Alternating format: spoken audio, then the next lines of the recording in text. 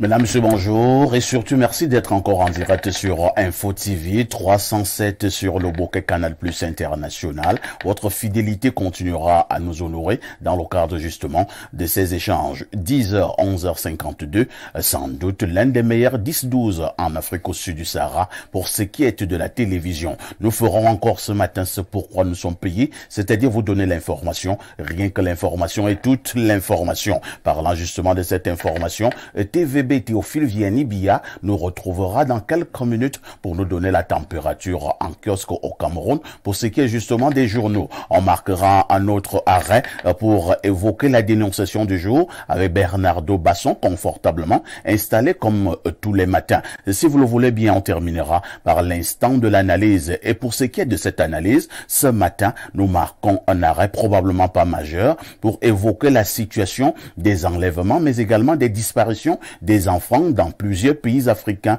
et notamment le cas du Cameroun. Il ne se passe plus une semaine, peut-être même un jour, sans entendre qu'un enfant a disparu ou alors un enfant a été enlevé. Pour les plus chanceux, ils sont retrouvés, mais pour la plupart des cas, ce sont des enfants de 2 ans, 3 ans, 4 ans, 5 ans, 6 ans, 7 ans que l'on ne retrouve plus jamais. Comment expliquer ce nouveau phénomène dans notre pays? Le Cameroun. Si vous êtes en direct sur Info TV, sentez-vous privilégié. Docteur Mbesse, bonjour. Bonjour, parfait. Je voudrais dire bonjour à tous les co-panélistes ici présents. J'aimerais également étendre ce bonjour à monsieur le promoteur de la chaîne et à l'endroit également de tous ceux qui nous regardent au travers du monde, notamment à une charmante Camerounaise du côté de Paris qui ne cesse d'être séduite par ce plateau et qui me l'a fait savoir. C'est Crescence Amougou Nadine à Paris. Crescence Nadine Amougou à partir de Paris, elle nous reçoit 5 sur 5. J'aime dire au plus 33. On lira les messages du plus 33 tout à l'heure. Je rappelle simplement que docteur François Désiré Mbesse est enseignant d'université. Il est politologue, j'aime dire qu'il excelle en matière de coopération internationale. En face du docteur Mbesse, on accueille le consultant de tout temps et de tous les temps, le seul et qui nous restera lorsque tous les autres auront fui. Et Pierre Blerugne, mec, bonjour. Bonjour, parfait ici. Bonjour à ton impressionnant panel. Bonjour à nos millions de téléspectateurs à travers le monde. Surtout un bonjour à mon jeune petit Francky, il est à Douala. Il fait dans la restauration, notamment au quartier Aqua. Il a un restaurant qu'on appelle Pizza. Quand vous irez à Douala, dites à Francky que vous êtes venu manger une pizza de ma part. Une pizza, voilà, du côté de Douala. Aqua Douala. C'est vrai qu'on a de plus en plus d'invitations à Douala, hein, et surtout de la part des restaurateurs. Oui, je me demande bien comment je pourrais... C'est mon bon petit depuis Vogada. L'un des rares fidèles. L'un des rares fidèles. Oui, l'un des rares fidèles. Et il y en a qui vous ont fait des coups. Il y en a qui ne savent pas que le monde peut changer. Hein. Il y en a qui m'ont fait des coups. Je les observe. Mais c'est l'un des rares fidèles, bons garçons. Merci beaucoup. Hein. En face de Blériot, on a quel Bernardo Basson. Bernardo, bonjour. Bonjour, parfait ici. Bonjour à tous les téléspectateurs du programme. Un bonjour spécial à quelqu'un que vous connaissez d'ailleurs un tout petit peu d'après ce qu'il m'a dit, qui m'a rencontré hier alors que je rentrais d'ici et puis je me suis fait un détour quelque part.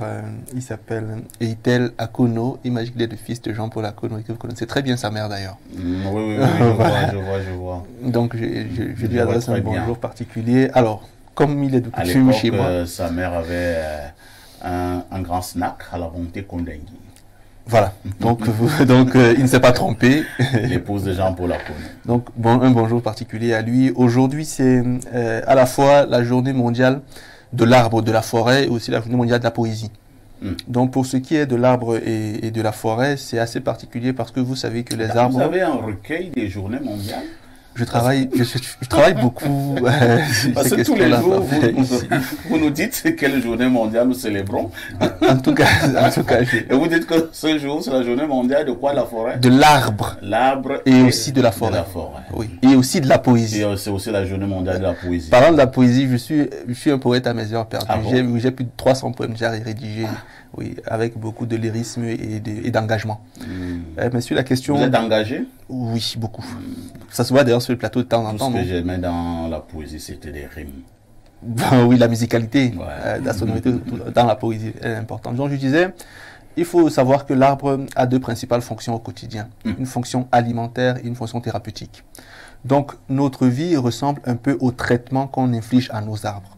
Sur le plan alimentaire, on a des arbres fruitiers. Oui. Qui chaque jour nous donnent de la nourriture en abondance. Nous nourrissent. Sur le plan sanitaire, vous savez qu'on a des écorces d'arbres qui nous soignent de façon foisonnée, de façon illimitée. Nous avons les coques, nous avons l'onfo. Voilà, il y en a tellement. Donc, ce qui fait au quotidien, il est important pour nous, Africains, de comprendre que l'écosystème... Il y a même des arbres mystiques. Oui, il y a des arbres sacrés. Je préfère dire ça comme ça, c'est mystique. Oui, donc je pense qu'il faudrait qu'on fasse attention à la préservation des arbres, encore que si Yaoundé chauffe plus que parce qu'on a détruit beaucoup d'arbres pour construire des maisons. Donc il faudrait que le gouvernement mette en place des politiques de réarborisation des cités. Ça veut dire, tu construis ta maison, mais on t'oblige à y construire un arbre, à y planter un arbre, pardon, de manière à ce que tu puisses avoir de l'ombrage produit par l'arbre, que tu puisses utiliser à des fins protéiformes. Donc je pense qu'il faudrait protéger l'écosystème, protéger l'arbre, protéger les forêts, sinon on est tous morts. Je vais légèrement parler de l'arbre, ou de certains arbres dans leur volet sacré. J'ai l'histoire d'un ancien ministre du gouvernement. Je ne donnerai pas plus de détails. Il a été une sommité au niveau des gouvernements de Biya. Je ne donnerai pas d'autres détails. Alors, il pensait qu'il avait déjà des atouts pour être présidentiable. On lui a donc fait comprendre qu'il fallait aller au village de sa maman. Apparemment, chez nous, les Bantous, les oncles maternels sont très importants pour un être humain. Oui, oui.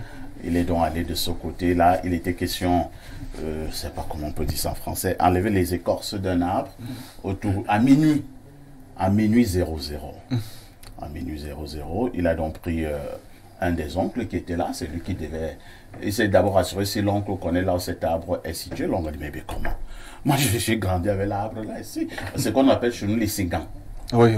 Les Singans. Bon, j'ai lu dans l'œuvre d'Angelbin vers Balafon, mais je ne connais pas de visu. Les Singans. Mais j'ai lu. C'est le baobab. Ah, d'accord. C'est le baobab. Alors, avant d'aller donc prendre cette écorce de l'arbre à minuit, il était question qu'ils aillent d'abord à la pêche des crabes. Dans la nuit. Dans la nuit. Oui, on pêche. Ils sont donc allés dans la pêche des crabes avec cet oncle. Ils étaient deux dans la brousse, dans la forêt. La mauvaise nouvelle est qu'ils n'ont pas attrapé même un seul crabe. Je me suis dit que ça commençait un peu trop mal. Maintenant, bon, il a dit, bon, ça va, même si on n'a même pas attrapé de crabe. Moi, je ne suis même pas venu ici pour les crabes. Maintenant, allons à l'essentiel. Il est donc une question d'aller chercher les écorces de cet arbre-là, de ce baobab. Ils ont donc commencé à marcher. Comme le baobab était au sommet d'une colline, ils montent. Ils ne font que monter. Entre-temps, il est question de le faire à minuit. Le ministre ne fait que regarder l'heure. Il est à 23h30 là. Il demande à l'oncle là, il dit, hein, tu es un blagueur ou quoi? Tu m'as dit que tu connais là où l'arbre est situé. L'oncle dit, je connais, mais je ne sais pas ce qui se passe. Il dit, montons. Ils ne font que monter. Basson, ils ont fait le tour de la forêt. Ils ne voyaient plus le baobab. Voilà. Lorsque minuit a sonné, ils ont encore cherché jusqu'à minuit 30, minuit 45. L'ancien ministre lui a dit que je constate que tu m'as roulé. Je dois rentrer au village. Ils sont rentrés au village. Nos ministres étaient dans tous ces états. Il a démarré sa voiture en catastrophe. Et les rentrés à Yaoundé. Ils n'ont jamais vu l'arbre. Et le ministre n'est jamais devenu président. Parfait, ici, les arbres sont très doux. Ils communiquent beaucoup. Par exemple, moi, j'utilise beaucoup de sylvothérapie. Lorsque, par exemple, j'ai une douleur articulaire, pas musculaire, je vais donner à l'arbre, l'arbre prend mon mal. Je le fais tout le temps, et mes frères le savent, parce que près de là où on vit, oui, il y a un manguier. Près de là où mon frère vit, il y a un manguier. Les arbres fruitiers uniquement. Vous savez, le matin, quand il y a une douleur articulaire, je ne dis pas musculaire, hein, pas les fibres, les articulations, les os. Vous parlez en langue maternelle, vous dites à l'arbre que voilà, prends mon mal, et puis tu me laisses en santé, et puis il le prend. Ça peut être drôle, hein.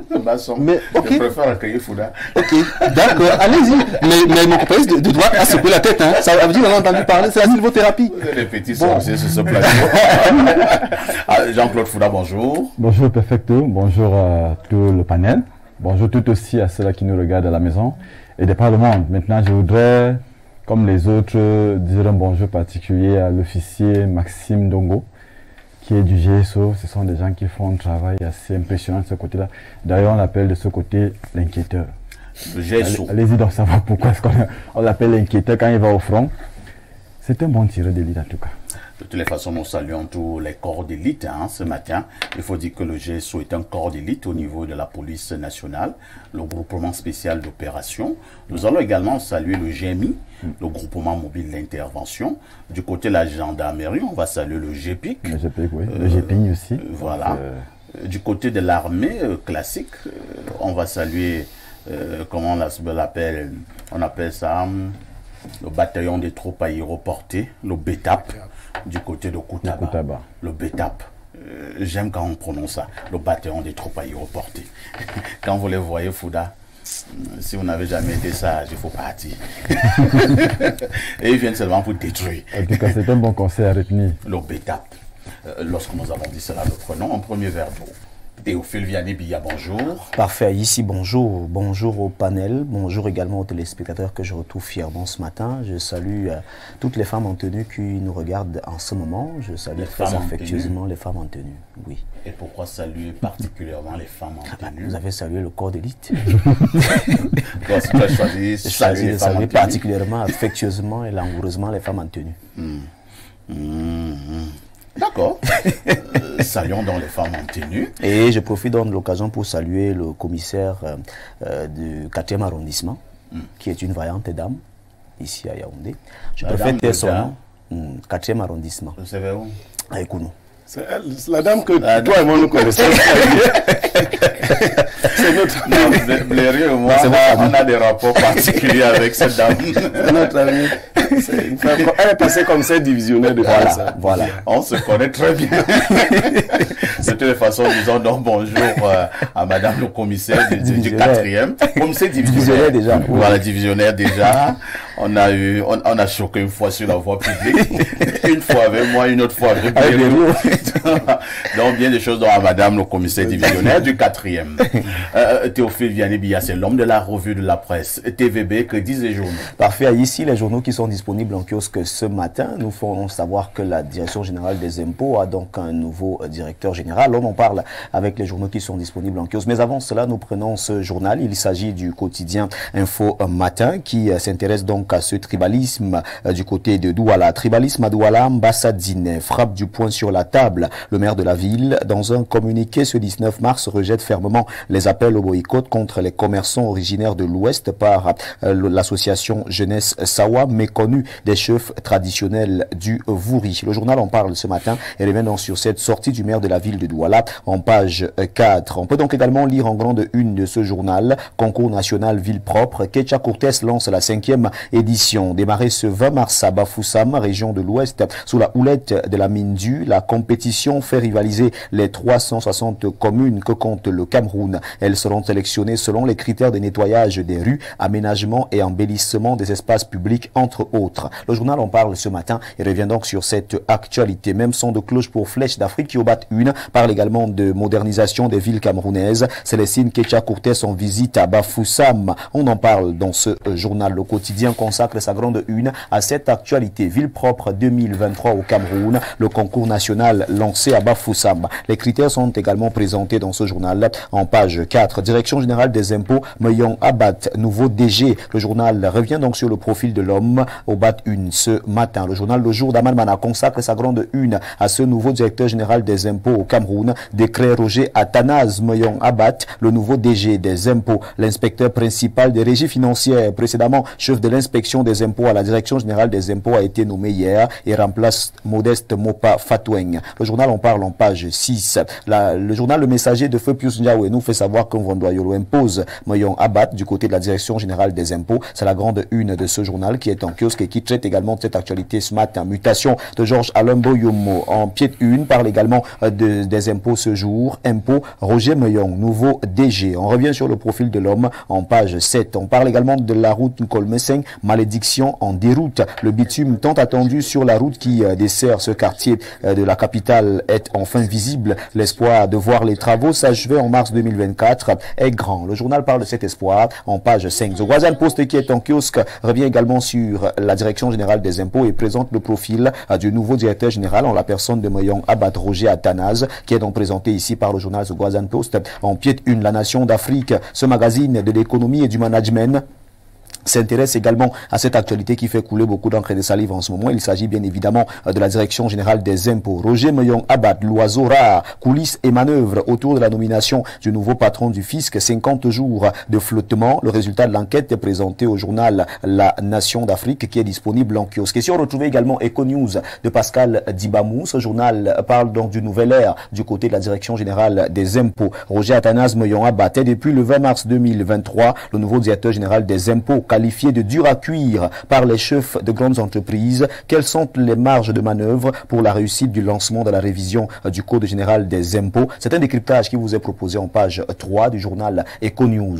Prenons à présent le journal de Marc Omboui qui est également disponible. Il s'agit de Terre Promise Hebdo qui en parle également en sommet 1. Impôt, le nouveau DG s'appelle Roger Athanase Moyon Abat, nommé le 20 mars 2023 par décret présidentiel. On en parle ce matin avec ce journal. Réforme du CFA, la rupture à petits pas, c'est la une du journal Terre Promise qui revient donc sur la 15e conférence des chefs d'État et de gouvernement de la zone CEMAC tenue ici même à Yaoundé. Le quotidien de Thierry Ekouti, le journal L'économie qui parle économie ce matin, revient présenter la coopération Cameroun-Guinée équatoriale. Chevron et Marathon Oil au cœur de l'exploitation du champ gazier de Yoyo-Yolanda. Les chefs d'État des deux pays ont signé le 17 mars 2023 un accord de coopération dans l'exploitation des champs pétroliers et gaziers transfrontaliers. On revient donc sur cette nouvelle coopération en page 3. C'est le journal L'économie qui en parle ce jour. Retombées du sommet de la CEMAC. Vision économique revient donc sur ces retombées du sommet de la CEMAC. 1700 milliards de francs CFA pour financer 15 projets intégrateurs. Ces projets d'envergure qui bénéficient d'une enveloppe de 1700 milliards de francs CFA doivent fournir à la sous-région CEMAC des infrastructures de développement aux stratégies, bien évidemment, qui répondent aux standards internationaux pour un meilleur essor économique. Ce journal parle donc des retombées du sommet de la CEMAC. On parle de 1700 milliards de francs CFA. Sommet de la CEMAC Cameroun, prudence et modération. Le journal Le Point Billebdo en parle également en page 3. Et puis cette alternance et Paul Biya qui est présenté en grande une. Alternance, Paul Biya le curseur. Pendant que ces dauphins putatifs piaffent d'impatience qu'ils débarrassent la scène au plus vite, le chef de l'État reste impassible aux vents contraires qui se font jour dans son proche entourage. À l'arrivée à grands pas de 2025, année de la fin de son mandat, a-t-il déjà fait son choix de continuer ou d'aller se reposer au village? Le Point Billebdo s'interroge ce matin et sonde également l'opinion. Le Miroir parle de présidentielle 2025 également. Le RDPC fera avec Paul ou Franck Biya, c'est ce que nous dit le journal Le Miroir en page 3. L'agitation politique des franquistes et des fébistes n'est qu'un test pour jauger la popularité du fils aîné du président de la République. La réalité sur le terrain montre que seul le Rassemblement démocratique du peuple camerounais et sa lourde machine électorale peuvent porter Franck Emmanuel Biya, militant de parti à la magistrature suprême. Il n'y aura donc pas de gré à gré, comme disent certains. La primeur de l'info présente les fils de Paul Biya. Voici les vrais fils de papa. Fidélité, loyauté et obéissance. Même un aveugle n'a pas besoin de recouvrer sa vue pour comprendre le degré de confiance qu'inspire ces personnalités auprès du chef de l'État Paul Biya. On peut donc voir ici Franck Emmanuel Biya qui est présenté parmi ces personnalités et bien évidemment Ferdinand Ngongo, Joseph Bedzi Assoman, Oswald Baboké et entre autres on voit également le GP Boko Abondo qui sont présentés ici comme étant les vrais fils de papa. Cameroun, montée en puissance du tribalisme débridé. Le quotidien bilingue Émergence en parle ce matin et revient donc sur l'interdiction par la brigade anti-Sardinat de la tenu en Allemagne du concert de Bendeka et compagnie a débouché sur une vague de haine et de confrontation tribale avec pour terreau les réseaux sociaux. On en parle en page 3 du journal Émergence en sport. On nous fait savoir que Choupo et Faye sont non partants. Parlons bien sûr de la rencontre entre le Cameroun et la Namibie, rencontre prévue dans quelques jours seulement. Cameroun Tribune, le quotidien à capitaux publics, parle des sénatoriales 2023. Le contentieux s'ouvre. Le Conseil constitutionnel examine ce mardi 4 recours déposés par le Front des démocrates camerounais, FDC, et l'Union nationale pour la démocratie et le progrès, UNDP, le Social Democratic Front, SDF, qui sollicitait l'annulation de l'élection dans le nord-ouest pour diverses irrégularités, s'est finalement rétracté. On nous le fait savoir en page 7. Référemment cette revue de presse avec Éco-Santé de Joseph Mbengboum, qui parle de chirurgie laparoscopique et qui nous amène du côté de l'hôpital de référence de Sambalima. La Belgique approuve les workshops de l'hôpital de référence de Sambalima. On en parle en page 12 du journal Éco-Santé. Santé bucco-dentaire, les conseils du docteur Chantal Tankwa Sunou sont présentés dans ce journal en page 7. C'est avec ces conseils et cette actualité que nous le faisons dans cette revue de presse Acte 2 sur Info TV. Mesdames, Messieurs, de votre aimable attention, infiniment merci, et nous vous invitons très massivement à vous rendre dans les kiosques pour vous procurer un journal. Vous connaissez le prix, au prix des 400 francs CFA, pour que vive la presse camerounaise. C'était la revue de presse Acte 2 avec Théophile Vianney-Bia. Appelez-moi TVB si vous le désirez. Merci. Merci TVB pour cette autre brillante revue de la presse ce matin. Comme d'habitude, vous ne partez pas. Oui. C'est pour nous donner le fait saillant de l'actualité que vous allez développer ce soir aux 19h et aux 20h. Aujourd'hui, c'est la journée internationale des forêts. On va donc s'intéresser aux arbres, avec l'importance des arbres dans la société, lorsqu'on constate avec beaucoup d'amertume que nous vivons dans une déforestation qui monte de manière accrue. On va se rapprocher des environnementalistes pour qu'ils nous expliquent quelle est l'importance de l'arbre pour la vie humaine, parce qu'ici on parle de l'espèce humaine. Quelle est l'importance et la place de l'arbre dans la vie de l'homme? Est-ce qu'on doit détruire des arbres à non plus finir, ou alors est-ce qu'on doit les protéger? Est-ce qu'en abattant un arbre, on doit replanter un autre? Comment faire pour protéger donc les forêts que nous avons au Cameroun, afin que nous ayons une vie saine? Parce que beaucoup d'environnementalistes nous font savoir que lorsque nous protégeons des arbres, nous avons une vie saine, nous sommes nous-mêmes en santé, parce que les arbres nous procurent bien évidemment de l'oxygène. Et vous savez quelle est la place de l'oxygène dans la vie d'un être humain. Donc on va s'intéresser aux arbres, leur importance, leur utilité et bien évidemment aux dangers qui sont liés à la déforestation qui monte de manière accrue au Cameroun. Et pour cela, vous allez rencontrer des environnementalistes. Bien évidemment. Des écologistes aussi. Aussi. Il y avait un monsieur là, je pense qu'il n'est plus de ce monde, il avait le parti des écologistes au Cameroun. Il a même été candidat à l'élection présidentielle, je pense, de 2011, si mes souvenirs sont exacts. Mais son discours était circonscrit pratiquement à lui-même. Théophile Vianney-Bia. El Perfecto. À demain 10h. À demain 10h. Vous me permettez de vous passer le salut de l'adjudant-chef Patrick Biegue, qui salue ce matin votre veste carrelée. Ah, d'accord. Il me demande de saluer particulièrement votre veste carrelée. Ah, il apprécie ce look et il vous tire un coup de chapeau. Je l'avais acheté à Kigali, au Rwanda. Ouh là là. À Kigali, je crois que s'il en a besoin, il doit également faire un tour de ce côté. Je vais lui donner l'adresse. Oui, une fortune. Une fortune. D'accord. TVB. Parfait, ici. À demain 10h. Avec le même plaisir, le même bonheur. Très bonne suite d'émission. Merci beaucoup. Alors, nous allons prendre certainement l'une des plus grandes actualités au Cameroun depuis hier. C'est la nomination, finalement, du nouveau directeur général des impôts. Il s'agit de Roger Athanase Meyon Abat, qui remplace donc le très célèbre Modeste Mopa de son côté. Lui, il part du côté du Fonds monétaire international. Je commence par le docteur Mbesse pour que vous puissiez coller en commentaire. C'était attendu. On sait très bien qu'avec le haut accord du président de la République, l'ancien DGI, Modeste Mopa, est parti du côté du Fonds monétaire international où il représentera le Cameroun, je pense bien pour 3 ans. Pour l'instant, donc, il y a un nouveau qui l'a remplacé, Roger Athanase Meyon Abat.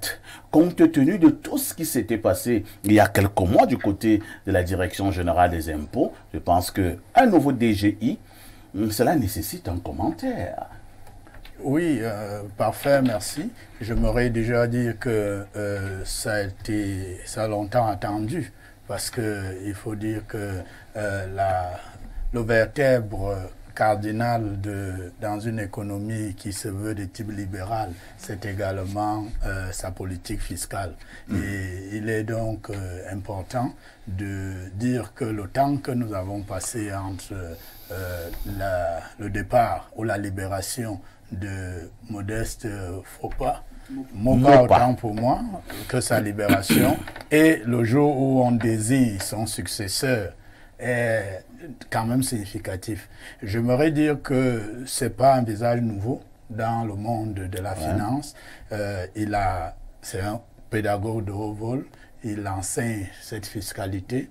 Il a détenteur d'un doctorat en fiscalité. Il a fait ses preuves ici et ailleurs. Il est un praticien. Parce que lorsque vous êtes déjà au niveau de l'inspection, vous comprenez que c'est pratiquement la carrière achevée et parachevée d'un haut fonctionnaire, un haut commis de l'État. Et de ce point de vue, on n'a pas eu quelqu'un de nouveau, mais on a eu quelqu'un qui connaît déjà la maison, parce que le Cameroun engagé dans les réformes structurelles que nous avons déjà enclenché au niveau de notre mercato, est important d'avoir des personnes qui connaissent bien la maison et qui peuvent ne pas nous déconnecter, surtout de nos engagements également avec l'international, parce que vous savez que le Fonds monétaire international et les institutions de Bretton Woods sont toujours à notre chevet. Et il est important que ce soit une logique de la continuité pour que les dossiers soient traités d'abord avec engeance, mais avec beaucoup de diligence également. Merci beaucoup. Pierre Blériot-Niemek, Roger Athanase Meillon, qui est donc le nouveau directeur général des impôts. Vous pensez que qu'est-ce qui devrait être pour la priorité de ce nouveau DGI? Est-ce que le nouveau DGI continuera avec la même fougue qui a caractérisé son prédécesseur, ou alors il mettra un peu la pédale douce? Non, ce serait prétentieux de ma part de définir la priorité du DGI. Je ne suis pas fiscaliste, je ne travaille pas aux impôts. Vous avez suivi le docteur Mbesse qui vous parlait de continuité. C'est là où nos chemins vont se séparer. Parce que de continuité à continuité, il a d'ailleurs évoqué la notion de ceux qui connaissent bien la maison. C'est un administratif. Le poste de DG, c'est un poste administratif. Il nécessite que vous ayez de bonnes qualités managériales. Au-delà de la maîtrise technique, des outils techniques, vous avez d'ailleurs des gens qui peuvent vous accompagner dans ce sens-là. Tous ceux qui ont été DGI, ici comme ailleurs, ne sont pas forcément des fiscalistes. Mais c'est un gros avantage que d'être technicien soi-même et de maîtriser l'environnement humain. Est-ce qu'il aura la même fougue, me demandiez-vous, que son prédécesseur? Il faut éviter de confondre vitesse et précipitation. La précipitation est un défaut dans le management. Je crois qu'il doit reconsidérer l'assiette fiscale du Cameroun, parce que je prends du recul et j'observe qu'on fait payer plus aux plus pauvres et qu'on fait ami-ami avec les riches. Les grands usagers. Voilà. Je crois qu'il faut reconsidérer cette question. Trop d'impôts, disait quelqu'un, tue l'impôt. Mais le trop d'impôts, c'est sur les couches moyennes. Il faut reconsidérer cela. Il faut également créer de nouvelles poches. Parce qu'avec la limitation, ou bien avec les quotas qui ont été fixés, on a eu l'impression que à la fois les douanes, mais également les impôts, atteignaient vite des quotas qu'on estimait être au-dessus de 100%. Mais parfait. Si vous dites que les principales sources de revenus d'un pays ont dépassé les 100% de ce qui était attendu, soit l'évaluation a été mal faite, soit alors d'autres problèmes se sont posés. Nous sommes des économies qui ne sont pas encore stables. Il faut les stabiliser. L'impôt joue un rôle important dans notre économie. Maintenant, je vais lui souhaiter la bienvenue. Parce que je ne suis pas oiseau de mauvais augure. Moi, quand quelqu'un arrive, je lui souhaite d'abord la bienvenue. Tout à fait. Je lui donne le temps de s'asseoir. Quand il s'est assis et qu'il a commencé à agir, s'il agit mal, je reviens pour lui dire que, bon, je t'avais souhaité la bienvenue. Je t'ai donné le temps de t'asseoir. Maintenant, fais tes preuves. Il ne faut pas augurer de ce que les gens ne feraient pas bien parce qu'ils seraient de tel ou tel système. Il est relativement jeune. Relativement jeune. Et je dis à tous qu'on nomme ces derniers temps de nous faire rêver. Merci. Monsieur Mopa avait fait de son mieux. Aujourd'hui, il est allé à une instance plus élevée, que celui-ci prenne les choses là où son prédécesseur les a laissées, avec l'ambition de les faire monter. Merci beaucoup, de la continuité. Alors, Bernardo Basson, je vous pose une préoccupation. Hein. Lorsqu'on est DGI, on devrait être le CDDG qui est très ami avec ceux qui doivent payer les impôts, ou alors le bon DGI est habituellement en conflit avec ceux qui doivent payer les impôts. À la fois, on se retrouve un peu au milieu. Parce qu'on ne va pas agresser des personnes, de même temps, on ne va pas leur faire des fleurs tous les jours.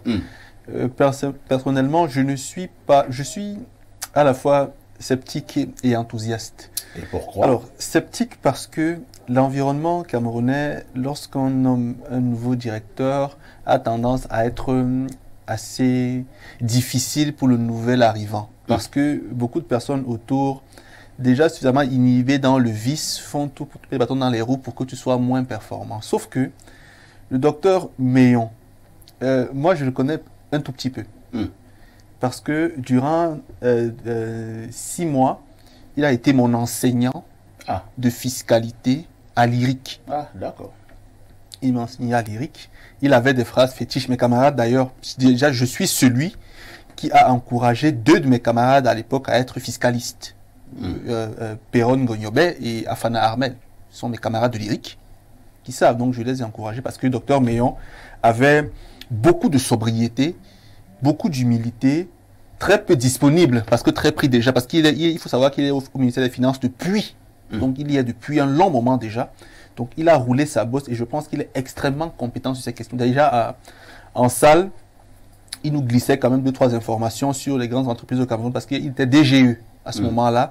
Et il expliquait comment ça se passait, comment ça fonctionnait, les entreprises qui se comportaient bien, qui se comportaient mal. Donc, il a un regard suffisamment précis sur les questions. Est-ce qu'on dira donc que pour l'heure, il a l'étoffe, oui, il a le vécu, il a le profil, il a l'expérience, il a l'expertise. Oui. Mais si jamais donc demain il échoue, qu'est-ce qu'on dira? Je pense que techniquement parlant, il y a très peu de chances qu'il échoue.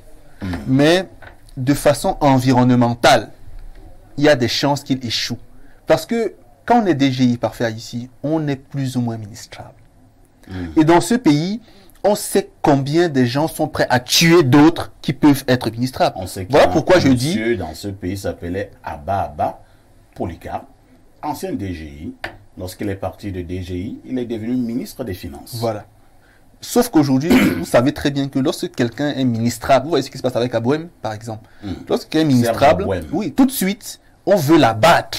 Parce qu'il y en a qui estiment qu'ils sont les seuls à mériter un certain poste. Bon, il n'est pas ministre. Je ne veux même pas qu'il le soit, docteur Roger, parce qu'il sera bien là où il est. Il est technocrate, il est administratif, il est suffisamment compétent. Lui aussi veut goûter le... Non, il ne veut pas goûter. Il ne veut même pas goûter. Il ne pense même pas à goûter. Il est bien là où il est là. Laissez-le là. Vous parlez en son nom? Oui, oui, je parle en son nom. Parce que ça peut lui créer d'autres problèmes. Donc moi, je pense qu'il est compétent. Et pour une fois, je pense qu'on nomme une bonne personne à la bonne place au Cameroun. Vraiment, je le pense profondément. C'est vrai que j'ai souvent eu particulièrement un souci avec certaines expertises. On les enlève souvent là où elles doivent être au Cameroun pour les nommer, ces expertises-là. Ministre, à l'époque, quand j'étais à l'université des Yaoundé 2, on a commencé à nous enlever vraiment des expertises. Le ministre des Sports, qui est vilipendé un peu partout là, je vous assure, c'est un excellent juriste. Excellence, excellent. Il a été directeur de l'IRIC. Voilà, excellent Et juriste. si aujourd'hui, je pense avoir travaillé de façon déjà continue même, mon éloquence, c'est parce que le professeur Mouélé Kombi, c'est une sommité en la matière. Et à un moment donné, on est venu nous l'enlever à l'université. Est-ce qu'ils ont souvent, ces expertises, elles ont souvent refusé d'être enlevées? Là, c'est notre débat. Oui, tel est le débat, parce que je vais vous ajouter que la possession du pouvoir corrompt inévitablement le libre jugement de la raison. Ouais. Une fois que vous commencez à aimer le pouvoir, la raison en prend un coup. Le moins les combis ministre n'est pas le moins les combis enseignants. Pas du tout. La plupart de vos enseignants d'université, d'ailleurs, quand ils sont devenus ministres, n'ont pas gardé la même probité, la même élévation. Ouais. On retrouve aujourd'hui des petites questions juridiques dans le département de Mouelle-les-Combis qui sont gênantes. Ouais. On est d'accord. Blériot, même lorsqu'il monte seulement recteur touchant, déjà que certains même étant enseignants, moi je me souviens, je ne cite pas son nom, mais j'ai eu un enseignant à l'université de Yaoundé 2 soirs à l'époque, peut-être 2009-2010 comme ça, un enseignant de droit, en 3e année, qui aujourd'hui est toujours non loin de là, et qui avait dit à l'amphi qu'il ne s'assied pas sur la chaise qui est mise là, parce que les docteurs s'y asseyent et lui il est agrégé. Il avait dit, oui. Il l'avait dit. Hein. Donc vous voyez le niveau de sécheresse mentale de quelqu'un qui se dit être érudite. Comme quoi l'école n'éduque pas, parfois l'école instruit juste. Oui, merci beaucoup. Je voulais citer un autre enseignant qu'on est également venu nous enlever un bon matin, professeur Luc Sinjoun. Excellent politologue. Je me limite à ce niveau-là. Ça me fait mal. C'est-à-dire que voilà des gens qui doivent enseigner. Oui. Mais pour problèmes d'ordre politique, un beau matin on l'enlève, on le nomme ministre et les étudiants perdent. Jean-Claude Fouda, que pensez-vous de Roger Athanase Meyon Abat? Que souhaitez-vous à ce nouveau DGI? Je pense perfect que mes copanélistes ont pratiquement dit tout ce qu'il y a de beau sur le nouveau DGI qui a derrière l'étoffe. Et je pense qu'il est un professionnel chevronné. Il a eu l'avantage de faire l'intérim de ce poste-là, il me semble, avec une autre dame, en tout cas depuis que le titulaire s'en est allé. Et il a eu au moins la possibilité d'être moulé aux réalités de la maison. Maintenant, qu'est-ce qu'on peut lui souhaiter? C'est juste que on puisse passer les effluves qui caractérisent très souvent le lendemain de la nomination. On va fêter, on va festoyer, on va faire tout ce qu'on veut. Et que véritablement, il revienne au travail. En tout cas, on n'en doute pas qu'il est un technocrate. Et donc, la direction générale des impôts aujourd'hui a, on va dire, beaucoup, mais alors beaucoup de défis. Tout à fait. Surtout au lendemain des augmentations, qu'on le veuille ou pas, il y a eu quand même 5,2% au niveau des salaires. Et donc, il faut effectivement renflouer ces caisses-là pour pouvoir supporter la masse salariale désormais de l'État. Le prédécesseur a fait ce qu'il pouvait. On a parlé des excédents. Il faut effectivement que le nouveau DGI reste dans la même mouvance, sinon qu'il en fasse un peu plus. Et donc, on ne lui fera pas de procès en sorcellerie. S'il reste justement... On le laisse d'abord travailler. Qu'on le laisse travailler. On ne peut pas commencer à vite le juger. Oui, on a très souvent... on va très souvent à la besogne en disant il ne va pas faire ci, il ne va pas faire ça. En tout cas, lui, il n'est pas un ovni dans le domaine. Tout le monde a si bien dit, il est resté dans la fiscalité, il a flirté avec l'IRIC, et donc il a lu savamment, il me semble. Il a le profil de l'emploi. Il a le profil de l'emploi. On va tout simplement lui souhaiter bon vent et que vivement on attende qu'il puisse nous présenter des résultats probants. De toutes les façons, je suis de ceux qui pensent que lorsqu'on nomme un nouveau grand responsable, on le félicite. Mais parfois également, quand on enlève le même responsable, tout le monde l'insulte. Oh, moi je n'aime pas ça. Quand on vous nomme, attendez voir ce qu'on vous demande de vos fonctions. Je prends un autre verre d'eau. La dénonciation restera ce fait de société qui vous énerve dans votre localité, dans votre pays ou alors dans votre quartier. Une seule direction, Info TV, mais avec un peu plus d'éléments et nous ferons le reste. Nous proposerons d'ailleurs quelques esquisses de solutions. Bernardo Basson pour la dénonciation une fois de plus de ce matin. Parfait. Ici aujourd'hui, je dénonce un système de fake news qui a tendance à avoir pignon sur rue, mais principalement une information qui risque de nous créer beaucoup de problèmes. Alors, depuis quelque temps, il y a une vague de communicateurs, entre guillemets, qui émergent dans les réseaux sociaux. Des pages comme Zuimanto, précisément, je cite cette page-là. Alors, Zuimanto, il y a quelques jours, a produit, je ne sais pas s'il faut appeler ça un pamphlet, une bêtise, dans laquelle ce communicateur affirmait qu'une jeune Camerounaise travaillant à l'ambassade de France s'était rendue publique d'une déclaration dans laquelle elle disait que les Bamileke sont, je cite, hein, les Bamileke sont contents de ce que Amougou Bélinga soit aujourd'hui en prison. Lorsque vos dossiers viendront à l'ambassade de France ici, je vais vous bloquer. C'est ce qu'on attribue à cette dame comme propos. L'ambassade du Cameroun en France a réagi en disant que déjà cette dame, cette Ngon Aton, elle s'appelle Ngon Aton la dame, n'est pas de l'ambassade du Cameroun en France, ni du consulat du Cameroun en France, n'a jamais officiellement tenu de tels propos au nom ou dans le compte de l'ambassade, et donc Zui monte au discrédite l'ambassade du Cameroun en France, et une dame qui visiblement aujourd'hui n'a rien fait. Donc ces communicateurs de Facebook là, qui décident de dire tout et rien à la fois, qu'ils fassent attention à ne pas vilipender une institution diplomatique pour rien, et qui puisse citoyenne camerounaise, parce qu'elle a été prise à partie, vous doutez bien, par des gens qui vivent en France, et ça lui crée beaucoup de problèmes. Heureusement que l'ambassade a produit un communiqué pour rétablir les faits. Donc il faut que Zui Manto qui communique sur Facebook ou ailleurs dise des choses vraies. Ça, il faut le dire aujourd'hui. Donc attention aux fake news et attention aux actions pour vilipender des missions de diplomatie du Cameroun à l'étranger ainsi que des soutiens camerounais à l'étranger. Merci beaucoup. Hein. Il faut dire que cette représentation diplomatique du côté de Paris, en France, est d'ailleurs dirigée par un diplomate hors échelle. Hein. Il s'agit de son Excellence Marius Ekoumou. C'est mon oncle au village. Donc Marius Ekoumou. Bon. Nous allons passer la parole à Dr Mbessi. Nous parlons globalement là des fake news au niveau des réseaux sociaux. Nous parlons également de ces communicateurs, selon Bernardo, d'un autre style qui ont la célébrité au niveau de la toile, malheureusement, qui ne donnent pas toujours la bonne information. Quel regard? Oui, parfait. Nous voulons déjà dire pour le décrier que nous regrettons ce type d'acte au moment où le Cameroun est en proie à toutes les violences qui sont des violences symboliques et des violences physiques. Il faut dire que nous devons nous retenir, nous abstenir et nous contenir. Il est important de le dire aujourd'hui parce que nous pensons que quels que soient nos intérêts, la nature de nos intérêts et leur orientation, nous n'avons pas deux pays. C'est le premier élément. Et de ce point de vue, je pense qu'il y a un souci de fragilisation de notre identité et même des éléments les plus symboliques de notre nation. Lorsque nous nous retrouvons au Cameroun aujourd'hui, l'image que nous projetons du Cameroun n'est pas de nature à nous permettre de mieux nous épanouir. Et en cela, la responsabilité est partagée. Elle est partagée. D'abord, au niveau de la citoyenneté, nous n'avons pas pu former le Camerounais fier d'être Camerounais. C'est le premier élément. Parce que quand je regarde les états généraux de l'éducation, on a dit que le système éducatif camerounais visait à former un Camerounais enraciné dans sa culture, ouvert au monde.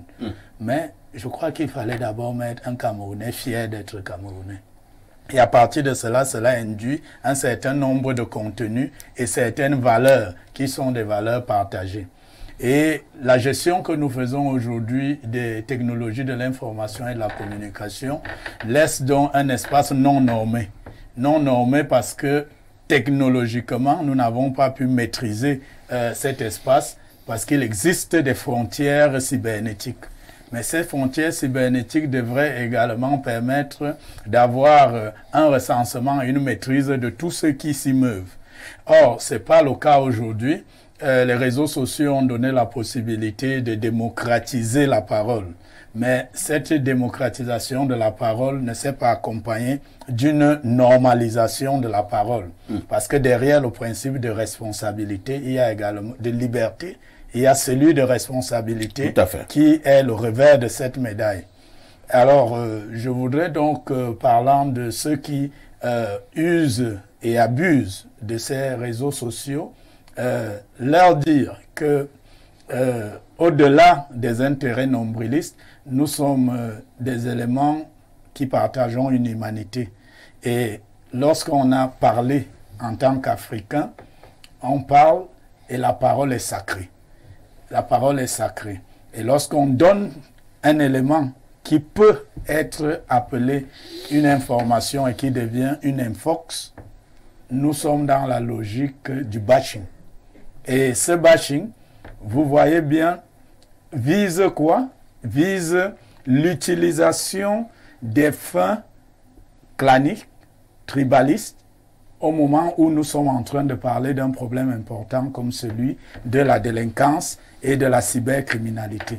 Très bien. Il est donc important, je vais chuter par là, parfait, de dire que l'État doit mettre tout en œuvre pour mettre hors d'état de nuit des personnes, tout au moins au niveau de leurs responsabilités, et que cela soit su et connu par tous les Camerounais lorsqu'il y a ce genre de dérive. Et quand il y a ce genre de dérive, nous devons sévir et ne pas rester dans l'impunité absolue ou alors la persécution sélective dans notre pays. Merci. La persécution sélective dans notre pays. Pierre Blérieux-Niamec, effectivement, lorsque nous observons, parce que nous sommes des observateurs très pointus des réseaux sociaux depuis un certain nombre d'années, n'avez-vous pas l'impression qu'il y a un grand vent de tribalisme qui se dégage et au niveau toujours de ces mêmes réseaux sociaux? Si vous êtes de telle ethnie, vous avez tendance à propager des fausses informations contre telle autre ethnie, ainsi de suite, ainsi de suite. Et je vais poser la question, justement, qui accourt sur ces réseaux sociaux-là. C'est quoi le projet? Bon, il faut peut-être rappeler que ceux qui animent les réseaux sociaux, qu'on appelle lanceurs d'alerte, font partie de la première vague que Internet nous a donné de communicateurs. On les a appelés les lanceurs d'alerte. Qu'est-ce qui leur a donné de la crédibilité? Ce qui leur a donné de la crédibilité, c'est que ceux qui tiennent l'appareil de l'État au Cameroun ont commencé à leur donner des informations de haute facture. Ah bon? Ben, voilà ce qui s'est passé. Vous avez vu plein de documents administratifs commencer à circuler sur les réseaux sociaux, des documents à caractère confidentiel. La mode avait commencé. Alors, le but était de vendre ou de combattre ses adversaires politiques. Mais la finalité a été de donner une certaine crédibilité à ces lanceurs d'alerte. C'est-à-dire le commun des mortels est convaincu que ces gens sont très bien introduits et lorsqu'ils disent quelque chose, cette chose-là est carrément la vérité. Ces gens se sont donc servis de ce capital de confiance, ou ce capital confiance qui a été établi entre le peuple et eux. Ils ont donc commencé à marchander. Désormais, il faut le savoir pour ceux qui nous écoutent. Tous vos lanceurs d'alerte, sans exception, je dis bien tous, ils travaillent avec les gens d'en haut pour ou contre un tel ou un tel autre. Tous, je dis bien sans exception. Ils reçoivent donc souvent de l'argent, soit pour blanchir un tel, soit pour salir un tel autre. Tout à fait. Vous êtes des victimes. Ces gars se font de l'argent sur vous. Ils ne sont pas des communicateurs, ils ne sont pas des communicants. C'est des marchands. Et lorsqu'ils n'ont... Quelle est la particularité? Les marchands sont des mercenaires. En matière de communication, c'est des mercenaires. Ils travaillent au plus offrant. Lorsqu'on ne leur paye plus d'argent, ils inventent de l'information pour créer la clameur publique. Voilà comment ça fonctionne. Et qu'est-ce qui crée le buzz? Voilà, vous avez appelé ça buzz et tout. Voilà. Il y a des sources réglementaires d'information. Par rapport relativement aux réseaux sociaux au Cameroun, ils n'ont pas encore atteint le niveau de la bonne régulation. Donc, de ce côté-là aussi, vous avez deux types d'individus. Vous avez les gens qui ont raté leur vie. À l'école, ils ne foutaient rien. Ils ne comprenaient rien à l'école. Les réseaux sociaux sont ouverts maintenant. Il y en a qui étaient dans le système et ont été mis à côté. Il faut les distinguer parce que moi, quand quelqu'un conjugue les adverbes et il veut m'expliquer des choses, c'est-à-dire que moi, il y a un minimum d'intelligence. Moi, je lis le texte de quelqu'un qui conjugue les adverbes et tout ceci, je doucement. Bon, des choses comme ça. Bon, et on le prend pour modèle d'enseignement de ci ou ça. Donc, on a ce genre de personnes. Votre niveau de culture dépend de la source de votre culture. Oui. Donc moi, je comprends que ces gens touchent la masse. Les gens n'aiment pas lire les livres, ils n'aiment pas écouter les vrais penseurs, ils veulent écouter, bon, Zui Mangtong, des choses comme ça. Bon, des trucs, normalement, bon, attends, parler de soi un peu prétentieux, mais je dis quelque chose, on dit aussi que Zui Mangtong a dit. Bon, je vous ai dit d'où ils ont tiré leur légitimité, leur force et ce que ça a produit. Aujourd'hui, contrairement à ce que disait le docteur Mbese, l'État, c'est ces gens-là. C'est l'État qui les a fabriqués. Qui les fabrique. D'ailleurs, vous avez suivi quelques-uns. Boris Berthaud dit dernièrement, je regrette d'avoir souvent travaillé pour un tel. Et le peuple, mon Dieu, le peuple est naïf. C'est-à-dire, un jour, un lanceur d'alerte vous révèle que je vous ai souvent menti en travaillant pour un tel. Et le lendemain, vous lui faites à nouveau confiance. Descartes nous disait, il est de la prudence de ne jamais se fier totalement à celui qui nous a au moins une fois trompés. Merci beaucoup.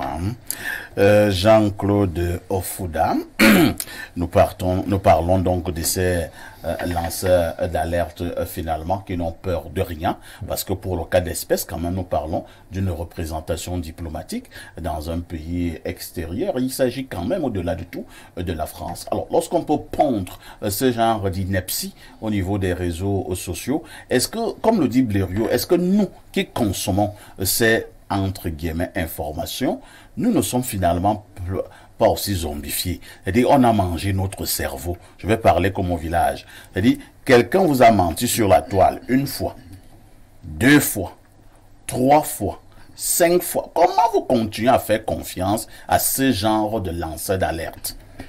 Peut-être, je ne sais pas si tout le monde fait confiance à ce type de lanceur d'alerte, mais toujours est-il qu'il y en a qui les prennent en considération. Ça, c'est le cas de l'ambassade. Toujours est-il que hier aussi, il y a quelqu'un qui a pondu un communiqué, un décret d'un président qui aurait nommé un général au niveau de la DGRE. Il y en a qui le consomment. Ils ont parlé, il y a du très sérieux général Melingi Nouma. Voilà. Et donc, il y en a qui n'ont pas malheureusement le temps d'essayer de recouper l'information, qui consomme cette information-là un peu comme c'est vrai que certains également, hein, Jean-Claude, je vous relance, c'est aussi une stratégie, mettez les guillemets, stratégie. Il a peut-être une fuite d'informations. Voilà. C'est des fuites qui voudraient qu'on va... Il est possible qu'un homme parfait à ici, c'est un exemple, hein, secrétaire général du ministère de la Communication. Il a cette information. Et il sait que l'information est tirée à bonne source. Wow. Lui balance donc d'abord cela sur la toile. Il sort un faux document. Parfois ici, nouveau secrétaire général de la Communication. Dans le but de décourager ceux qui voulaient même effectivement nommer parfait ici. Mais c'est parce qu'ils connaissent la pratique du président Paul Biya. C'est vos ennemis qui le font. Parce qu'ils savent par exemple que le général Nouma a le profil de l'emploi. Bien sûr. Il balance, donc ils sortent même tout un décret. Afin que le chef de l'État, qu'on sait être un peu trop discret, dise que mais, si Nouma a déjà publié une affaire que je devais faire, je ne nomme plus Nouma. Et c'est à ce niveau, et tu vois qu'on vient de tuer Nouma. Voilà. Et c'est à ce niveau justement que j'essayais de démontrer qu'il y en a qui s'en servent pour convaincre ceux-là qui sont pressentis à certaines responsabilités. Et donc, il est peut-être temps que les uns les autres soient de plus en plus éduqués. Voyez-vous, nous sommes pratiquement au XXIe siècle avec tout ce qui est de modernisation. Malheureusement aussi, ce sont ce que j'appelle souvent les mots de la mondialisation. Mots avec M-A-U-X cette fois-là. Avec les vents venus d'ailleurs, avec tout ce qui a le lesbianisme, la pédophilie et tout ce qui va avec. Donc, ailleurs, ça se consomme. Ailleurs, ça se contrôle. Peut-être en Chine, TikTok qu'on utilise au Cameroun, c'est pas le même TikTok qu'on a en Chine. D'abord, au moins, ils ont la possibilité de faire le tri. C'est peut-être à ce niveau qu'il faut aussi interpeller l'institution qui est en charge justement de veiller sur cette consommation des réseaux sociaux, en tout cas au niveau du Cameroun, chaque fois on fait allusion à l'antique. Est-ce que l'antique est vraiment up-to-date? Est-ce que l'antique a les moyens de faire le travail pour lequel est-ce qu'il est sur pied? Ça, il faut encore se poser ces bonnes questions. Parlant de l'antique, hein, Jean-Claude, j'ai l'impression que l'antique travaille quand elle le veut. Quand elle veut vous faire du bon travail, elle travaille. C'est lorsqu'il y a peut-être un enjeu. Mais s'il n'y a pas d'enjeu, moi j'aime souvent prendre cet exemple. C'est un bel exemple de l'antique qui a démontré que elle peut travailler quand elle veut. On a sali de manière mondiale le maire actuel, le très respecté maire de Mbalmayou, Zamba, pour une affaire bizarre, bidon, et tout. 2 semaines plus tard, l'antique a mis la main sur celui qui avait publié cette affaire. Parce que l'antique, même si vous utilisez ce qu'on appelle les faux profils, même si c'est le parfait ici qui s'appelle parfait ici, et passons autant à insulter toute la République, et met un nom là, peut-être Arsène Wenger. Non, on va mettre la main sur que tu n'es pas Arsène Wenger, tu t'appelles parfait à ici. Ce n'est pas l'antique seul. C'est comme ça que fonctionne le pays. Je vous ai expliqué ici qu'au départ, c'est les hautes personnalités qui donnaient les documents. Alors, une fois que l'antique vérifie et sait que c'est telle haute personnalité qui a fait transiter le document, qu'est-ce qu'on fait? On a anesthésié le pays. La corruption est dangereuse, c'est une gangrène, c'est une pieuvre. Une fois que vous commencez à fonctionner avec la corruption comme modèle de gouvernement, vous bloquez tout le système. C'est ça le problème. Donc tout est bloqué. L'ARCEL ne fait plus son travail pendant que ENEAN fait ce qu'il... Partout, vous serez bloqué partout. Parce que vous allez trouver les cadres d'Arcel qui veulent qu'on recrute leurs enfants à ENEO, à RTM, les gars, l'agence de régulation du secteur des télécommunications. L'ART. Les cadres veulent qu'on recrute leurs enfants à MTN, à Orange, à Camtel. Le travail ne peut plus être fait. Il nous faut un autre type. Je voudrais quand même rappeler que ceci est symptomatique de la précarité ambiante qui règne dans les populations camerounaises. Il y a beaucoup qui essayent, à qui mieux de trouver quand même quelque chose pour s'en sortir. Et donc, malheureusement, il y en a qui sont obligés, mais alors obligés, pas pour les encourager, de faire ces micmacs-là en essayant de tout faire. Parce que, véritablement, il s'agit effectivement d'une affaire d'argent au bout du compte. Merci beaucoup. Bernardo Basson, Blériot l'a relevé à bon escient tout à l'heure, hein, des trucs tellement spectaculaires qui se déroulent au niveau de nos réseaux sociaux. C'est-à-dire, vous voyez un célèbre lanceur d'alerte qui vient un beau matin et passe aux aveux complets que vraiment je présente des excuses. Je vous ai souvent trompé parce que j'ai travaillé pour telle personnalité. À partir d'aujourd'hui, je vous annonce que je ne travaille plus pour la personnalité là. Maintenant, je vais dire la vérité. On continue à faire confiance à un personnage comme celui-là?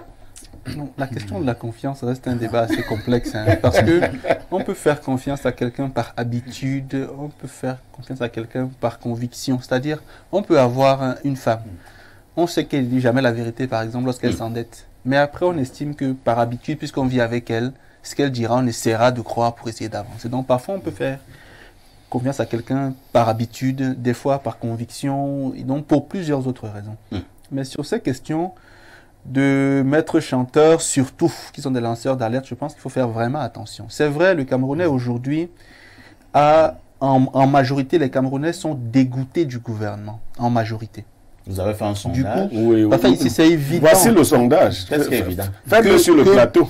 Faites un sondage sur le plateau. Vous pensez que nous constituons un bon échantillon? Oui, c'est tout. Info TV a une page Twitter. Info TV a une page Twitter. Lancez un sondage par oui ou par non. Le gouvernement camerounais vous satisfait-il? Vous verrez. On aura un 80%. Est-ce que le gouvernement lui-même ignore ça? C'est vrai, parfait. Ici. Donc, je veux dire que, du coup, les médias qui sont censés fournir l'information populaire ou l'information logique ou normale sont des médias qui sont aujourd'hui méprisés parce qu'on considère que tous sont à la sorte du gouvernement, qui les corrompt, qui les manipule. Du coup, on verse vers d'autres sources d'information, mais on oublie que ceux-là également sont toujours autant manipulés, si ce n'est même plus. Et donc, on tombe sur ce qu'on appelle les lanceurs d'alerte. On a les Manteau, les Boris Berthold, tout ça.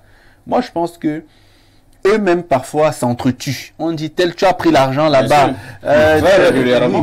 On dit toi tu as pris l'argent. Toi tu as eu l'information. Toi tu es l'épouse de tel. Voilà, toi tu sors avec tel. Parfois on le dit, parfois on dit Ndepso. Des termes comme ça, c'est cher. Faut pas fuir ça parfois ici. Je veux dire homosexuel masculin. Les PD non pas ça ici. On dit les PD. Ce qui fait qu'aujourd'hui ça crée beaucoup de problèmes. Mais je pense que, pas seulement l'antique, hein, parce qu'aujourd'hui, ce qu'on peut faire contre eux, c'est ne plus leur prêter du crédit, mais c'est compliqué parce que les Camerounais qui sont pauvres, qui sont fâchés, qui sont déçus, qui sont abusés, vont vers ceux qui semblent vouloir leur dire que non, ça va mal. Pourtant, alors que eux-mêmes là sont en train de les rouler et travaillent leur argent. C'est de la morphine, parfois ici. Ce sont des antalgiques pour calmer une douleur mentale, une douleur morale, et c'est grave. Donc, je pense qu'il faudrait quand même qu'on leur dise que si vous avez de bonnes informations, rendez-les publiques d'une certaine façon, selon les canaux qu'impose la communication. Et si vous n'avez pas de bonnes informations, taisez-vous. Qui leur dira ça? Puisque beaucoup de hauts commis de l'État, je vous dis, ont des fausses pages Facebook. Gérées par des bandits qui s'attaquent à leurs adversaires politiques. C'est la réalité. Nous, c'est la moralité publique qui doit revenir à l'ordre du jour, docteur Mbessé. Quand la moralité, si vous avez des collègues d'université qui en sont au niveau des commérages des femmes du marché Fundi, l'université est morte. Un collègue, un enseignant chevronné d'université qui fait dans le petit commérage, vous étiez sur le plateau l'autre jour, il dit lorsque nous sommes sortis, Mbessé n'aime pas trop le RDPC, il ne faut pas nommer Mbessé. Vous avez donc des universitaires qui sont à ce niveau du colportage. Alors, s'ils sont au rez-de-chaussée, qui va être au niveau de... Encore que sur la question universitaire, M. Nyamekemo, on en parlait quelquefois. Le gouvernement camerounais a failli se tromper. Dans les années 80-90, l'université camerounaise se portait plus ou moins bien. Et on formait de brillantes personnes, mais qui après pouvaient être opposantes. Du coup, on a réformé les choses, on a mis les enseignants d'une certaine moralité pour abrutir les étudiants qui ne soient pas un contrepoids au gouvernement. Il faut savoir le dire. Hein. Parce que si au Cameroun, les étudiants, comme je dis, sont bien structurés, bien formés, le gouvernement souffre. Puisqu'on peut être un contrepoids au gouvernement. Donc il faut les enseignants à basse moralité, qui vont coucher les étudiantes, qui vont mépriser les étudiants, qui vont mythifier les enseignements, justement pour que... Et qui vont combattre les quelques rares collègues qui sont compétents. Oui, les collègues qui sont bons, on va leur créer des problèmes. On en connaît ceux qui étaient doyens ici et ailleurs, qu'on a combattus. On a dû envoyer là-bas dans d'autres villes parce que on est des étudiants. Donc, on va lire. C'est un système pourri. Merci. On va lire quelques messages. Bonjour El Perfecto et aux invités. Concernant la dénonciation de ce jour, j'aime toujours citer Calix Beyala qui disait, je cite, « Le Cameroun a de vastes chantiers que nous devons aborder tous ensemble. Oublions celui de la haine et du tribalisme qui, en réalité, est un handicap au développement. Aussi, nous, population, devons être sur le qui-vive avec des informations qui passent les lanceurs d'alerte, eux qui n'ont pour seul objectif que de remplir leur panse et leur poche. Un bonjour spécial à Bernardo et aux consultants de tout temps, que j'admire beaucoup. Votre fidèle téléspectateur des 19 ans, Loric depuis Efoulan. Loric, je m'intéresse déjà à lui. Pour un garçon de 19 ans, je le trouve très éloquent, très structuré. Merci. C'est lui qui voulait rejoindre le parti de M. Olinga, je pense. Oui, il avait dit. Et l'autre jour, il a dit qu'il est déçu. Il a dit qu'il est déçu parce que, oui, moi aussi je le suis beaucoup dans ses messages, dans ses interventions. Bonjour à tous sur le plateau. J'aimerais par mes modestes mots féliciter le nouveau DG des impôts. De plus, à la suite de cette nomination et après avoir lu le journal de votre confrère qui affirme que l'axe nord-sud a été détruit par l'homme à la banque, le jeune homme Ewondo que je suis s'est posé la question de savoir, en dehors des Fambeti et des nordistes, y a-t-il eu dans l'histoire de la gouvernance BIA un Camerounais issu d'un autre groupe ethnique à la tête de cette institution? Les autres ethnies n'ont-elles pas des intellectuels? L'enfant de Parfait a-t-il plus de chances de devenir DG des impôts que l'enfant de son ami Blérieux, fut-il le plus intelligent du fait de son patronyme? En attendant vos réponses, permettez-moi de vous féliciter pour la qualité de votre émission Grand Frère Parfait. Amicalement vôtre, bonne journée. Docteur Roger Mignoret de l'Est. Hein. Autre message ce matin. Bonjour à vous. Si Parfait Haïti a une info sûre, il va réfléchir au moins 100 fois avant de la publier, car son poste et sa chaîne de télévision seront peut-être dans les problèmes, alors que nos lanceurs d'alerte ne tremblent pas. Toutes les infos que nos lanceurs d'alerte ont, les journalistes les ont aussi, mais ne les publient pas. Selon moi, c'est pourquoi les populations les suivent. C'est Alain du côté des sources. Autre information, autre message ce matin. Bonjour sur le plateau. Tout ça, c'est l'avènement du numérique et des réseaux sociaux. Et l'ancien président américain l'avait bien dit, que l'Afrique n'est pas encore prête pour utiliser les réseaux sociaux. Autre message ce jour. Qu'est-ce qu'on nous dit là? Je vous amène au plus 49. C'est l'Italie. Au plus 49? Vous êtes sûr? On va voir tout à l'heure. C'est l'Allemagne. Hein? Bonjour au panel. La dénonciation est correcte, mais je m'interdis de l'attribuer juste à une certaine ethnie, comme a semblé le faire votre communicant. Les fake news sortent de partout, comme l'a si bien précisé Blériot. Certaines alertes prennent leur source au sein des institutions qui envoient certaines informations comme ballons d'essai dans l'espace. Cette pratique se passe en Allemagne et partout. D'autre part, il faut reconnaître que le manque de communication du gouvernement donne beaucoup d'espace aux lanceurs d'alerte. C'est Yves à Berlin qui envoie le message. Autre message ce matin. Bonjour grand parfait. C'est aussi la journée mondiale du rangement du bureau. Hein? C'est signé Renaud. Journée mondiale du rangement du bureau. D'accord. Il y a aussi une journée mondiale du lavage des mains avec du savon. Ouais. Bonjour le plateau. Ce sont les paresseux et les incapables à combattre qui essayent de passer par ces voies pour salir les gens et orienter les esprits simples. Il revient aux médias de déshabiller de pareils individus. Mbombok Bilombikak. Ah, Mbombok. Vous m'avez l'air d'être un vrai Mbombok. Parce qu'il y a aussi une race de Mbombok là depuis un certain temps. Autre message. Bonjour Perfect et ton panel. Voici le sabotage de ce lanceur d'alerte à ma grande il y a 3 semaines. Et toi Marcel Daban. Ouais, il m'envoie justement une note de votre lanceur d'alerte. Là, je n'ai même pas envie de prononcer ce genre de nom. Hein. Ouais. Une ménagère qui venait d'être recrutée chicote un bâton 300 et prend une violente tangente. Donc, il dit également que c'était un fake news. Voilà. Il m'envoie ça. Autre message ce mardi. Bonjour les démineurs. C'est toujours un réel plaisir pour moi de vous suivre. S'il te plaît, Perfecto, qu'est-ce qui ne va pas entre les membres de la famille de Martinez Zogo réellement? C'est Raphaël depuis Nitoukou, la ville à la pierre blanche. Merci. Pour l'instant, je ne parle pas de l'affaire Martinez Zogo. Si vous voyez que je ne parle pas, ça veut dire que c'est encore gérable. Lorsque je vais voir que ça va aller dans tous les sens, je reviendrai pour remettre les pendules à l'heure. Donc pour l'instant, c'est pas encore trop grave. Restez serein. Autre message.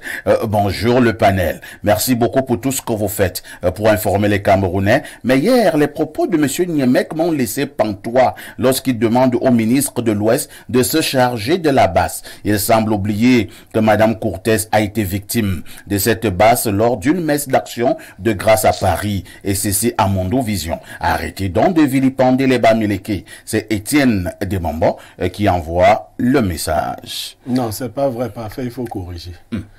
Non seulement les ministres, j'ai demandé à toute l'élite de l'Ouest de régler le problème de la basse. Et je dis que je sais de quoi je parle. Il ne s'agit pas de vilipender. Non, je parle des bassins avec une tonalité plus dure. Il s'agit de ce que nos frères de l'Ouest apprennent qu'on peut dire Bamileke. Qu'est-ce qui nous interdit de dire ça? Je dis qu'on demande à l'élite Bamileke de régler le problème de la basse. Aussi simple que ça. Lorsqu'on a dit dernièrement qu'on tuait les gens à Pouma, j'ai demandé que les Bassas règlent ça. Pourquoi 2 poids 2 mesures? Merci et pourquoi le mot Bamileke fait mal parfait ici? Quand on dit les Bassas, les Bétis, on dit les Fang Bétis ou les Ekans, ça ne dérange personne. Non. Mais dès qu'on dit les Bamileke, c'est un problème. Pourquoi? Les Bamileke, et là-bas, c'est 9 Bamileke sur 10. Et ils sont violents. On doit les condamner pour ça. C'est effectif. Où est le problème? On avait demandé à l'élite du Nord de régler la question Boko Haram. Des coupeurs de lorsqu'on avait vu que certains hauts commis de l'État soutenaient l'État. Mais vous voulez qu'on dise les choses comment? Qu'est-ce que ce pays où on... Calmez-vous. Non, ça c'est pas les autres. On va mettre... Non, je dis donc que les Bamileke sont 90% de la base. Vous vous comportez mal en France et arrêtez ça. Il faut que les dirigeants comme qui sont de l'Ouest là, les élites de l'Ouest en général, les chefs, les notables et tout le reste, règlent leurs enfants et qui leur parlent que arrêtez ça. On a un seul pays et pas deux. Je dis encore Bamileke, fâchez-vous, je m'en fous, où est le problème? Et qui? Non, calmez-vous, monsieur. Non, il faut régler la question. J'ai dit hier ici que le grand groupe Sawa est paresseux. C'est bon. J'ai dit que Babimbi que je suis vient de Bam qui veut dire étaler, sécher, c'est de la paresse. Mais là, ça ne dérange personne. Non. Dès qu'on dit que les Bamileke sont peut-être tortionnaires parfois des employés, ça crée problème. Pourquoi? Merci beaucoup. Hein. Arrêtez ça. Permettez-moi de lire encore d'autres préoccupations des gentils téléspectateurs. Vous êtes très émotifs ce matin. Qui se fâche? Bonjour voisin. Le fake news ne date pas d'aujourd'hui et n'est pas la particularité de Facebook. En 2004, tous les journaux et certaines radios ont annoncé la mort du chef de l'État. Et après, il s'est avéré que c'était un fake. Et je peux prendre comme ça plusieurs exemples. C'est Thierry de Douala qui envoie le message. Alors, on va lire peut-être 2 ou 3 derniers. Hein. Bonjour, monsieur Aïssi, s'il vous plaît. J'ai une préoccupation de la plus haute importance. J'aimerais savoir si l'ami du Luxembourg là avait finalement envoyé quelque chose à monsieur Niemek. Si oui, combien? Merci. Il n'a jamais rien envoyé. Rien. C'est un nom sans débat. Il n'a jamais rien envoyé. Même pas en copec. Même pas en copec. Mais c'est pas un problème, hein, parce que Blairu ne l'a pas demandé d'ailleurs. Non, le problème c'est que quand le monsieur qui envoie le monsieur, c'est comme s'il y a quelque chose. Et ça, s'ils ont collecté l'argent là-bas, il n'a rien envoyé. Alors que mes téléphones sont toujours ouverts. Je ne ferme jamais. Autre message ce matin. Bonjour le panel. Monsieur Blériot a justement demandé à l'élite de l'Ouest de régler la question de la basse. Cela a été clair hier. Stéphane de Douala. Autre message venant de Verna. Bonjour le panel. Je suis amoureuse du franc-parler de Bernard Depuisières.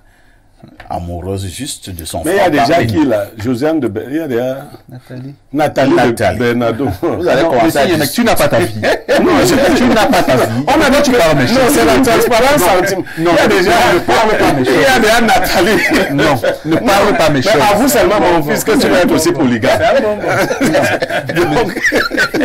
Bonjour Barma même. Ne parle pas méchant. Parfait ici dit à Blériot. Autre message ce matin. Parfait ici. Je voudrais vous dire que Perfecto a une montre estampillée Perfecto et un bracelet. On va encore dire que je me vante. On va encore dire que je me vante. Non, laissez les gens être amoureux de moi. Monsieur Yémé, ne parlez pas mes choses. D'accord. Bonjour les démineurs. Perfecto, je veux ta veste là, s'il te plaît. C'est Daryl de Menton. Ah, Daryl, c'est très compliqué. La veste de Kigali. Ça sort de Kigali, au Rwanda. Je vais juste te donner l'adresse. Tu peux passer une commande. Je prends un dernier verre d'eau. L'instant de l'analyse de ce matin porte justement sur les enlèvements d'enfants dans notre pays, y compris également les disparitions de ces mêmes enfants. Nous le disions en ouverture, c'est presque déjà un phénomène. Il ne se passe plus une semaine, voire un jour sans entendre qu'un enfant a été enlevé, un enfant a disparu, un enfant n'est plus jamais revenu. Nous posons la question ce matin pour essayer de comprendre ce phénomène. Je commence par vous, docteur Mbesse. Docteur Mbesse, comment comprendre ce phénomène dans un pays qui s'appelle Cameroun, des enfants de 3 ans, 5 ans, 6 ans, depuis un certain temps, qui disparaissent régulièrement et d'autres ne sont plus retrouvés? Parfait. Je voudrais dire avec toute la gravité qui peut caractériser mon ton et le contenu de ma prise de parole que nous sommes là face à une réalité qui est horripile tout au moins. Parce que vous savez, quand on parle d'enfant en Afrique, l'enfant c'est la semence. L'enfant c'est une pépinière. L'enfant c'est donc en réalité ce sur quoi on projette l'avenir de nos communautés. dire que nous avons déjà à la mode, parce que ça devient une mode, des enfants qui disparaissent et que la nation entière reste aussi passible et paisible. Je crois qu'il y a là un véritable problème de morale, la morale publique, mais au-delà de cela, il y a lieu de questionner notre humanité. Lorsque nous avons vu ici le président français à l'époque Sarkozy, au moment où un seul Français s'était retrouvé du côté du Tchad, nous avons vu la mobilisation qui s'est faite pour aller chercher un Français. Et il a recherché. Et il a dit lorsqu'il partait, j'irai le chercher et je le ramènerai. Nous venons donc chez nous et nous constatons que lorsque Charlie Hebdo se passe, nous avons également les Camerounais et les Africains qui vont pleurer à Paris parce que en France, il y a eu quelque chose. Et nous revenons donc regarder au Cameroun avec la disparition de tous ces enfants. D'autres ont d'ailleurs où il n'y a presque rien. Des petites plaques en disant oui. Je suis Charlie Hebdo. Je suis Charlie Hebdo. Et il n'y a rien chez nous qui se passe alors que les enfants sont en train de disparaître. Or, ce phénomène, il faut le comprendre parfait. Nous sommes dans une logique où le magico-religieux semble prendre de l'ampleur. Et cela couplé à ce que nous avons dit ici, une longue période de transition politique. Oui. Et quand nous savons quels sont les cercles de structuration du pouvoir, il n'est donc pas étrange de constater que les enfants, et notamment les nourrissons, sont comme des hosties dans ces pratiques qui vont vers la conquête du pouvoir absolu. Et quand vous regardez les cercles qui sont en train de se battre au Cameroun pour le contrôle du pouvoir du chef de l'État après lui, ces cercles sont d'abord d'ordre mystico-religieux. Et ces personnes aujourd'hui qui ont le vent en poupe se préparent dans tous les rituels.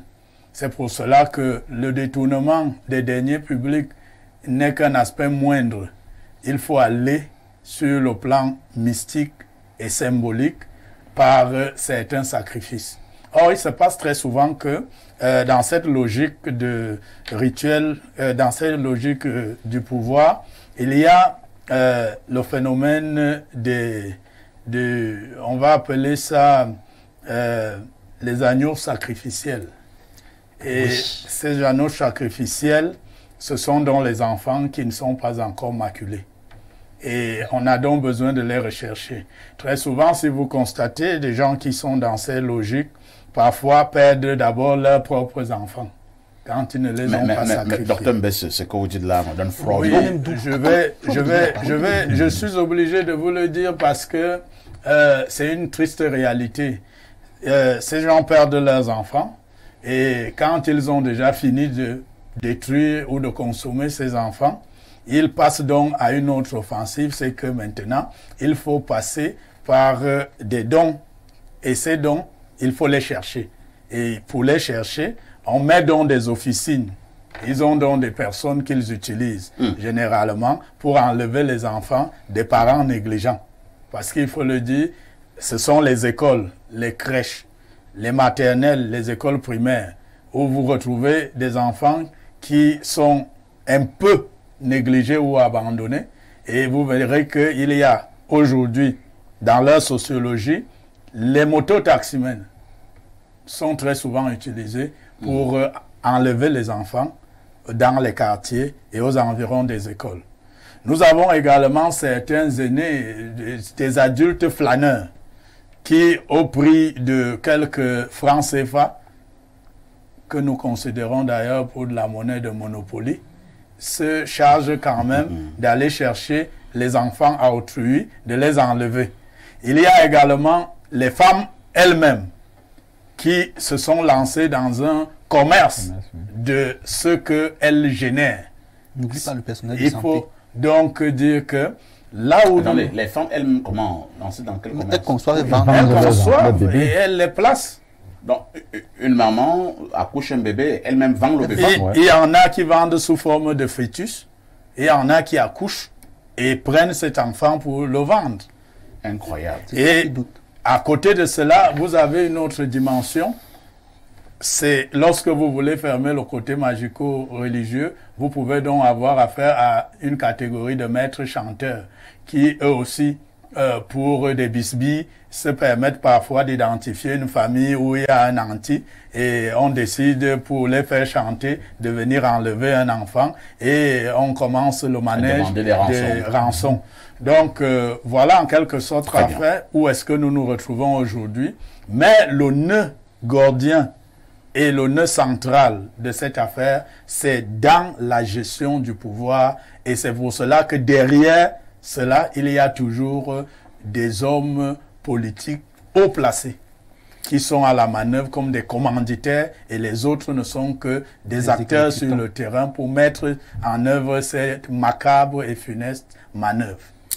Merci beaucoup à Dr Mbessé qui décrivait un tout petit peu ce qui se passe dans nos sociétés. Pierre Blerugne, nous avons lu le livre de Edjoa, rassurez-vous qu'il n'est pas un vendeur de hareng, avec tout le respect que j'ai pour cette catégorie sociale. C'est un ancien ministre du Cameroun, ancien secrétaire général de la présidence de la République, qui a écrit « Méditation de prison ». C'est le titre de l'ouvrage. Et à l'intérieur, il raconte comment les gens mangent les bébés à l'étouffer. Manger les bébés à l'étouffer. Pour les Ewonde, on dit on mange le bébé dans le domba. Le domba. Est-ce que ça peut expliquer justement par moment ces enlèvements d'enfants, ces disparitions d'enfants qui ne sont plus jamais retrouvés? Bon, ben, le docteur Mbessé s'est longuement étendu sur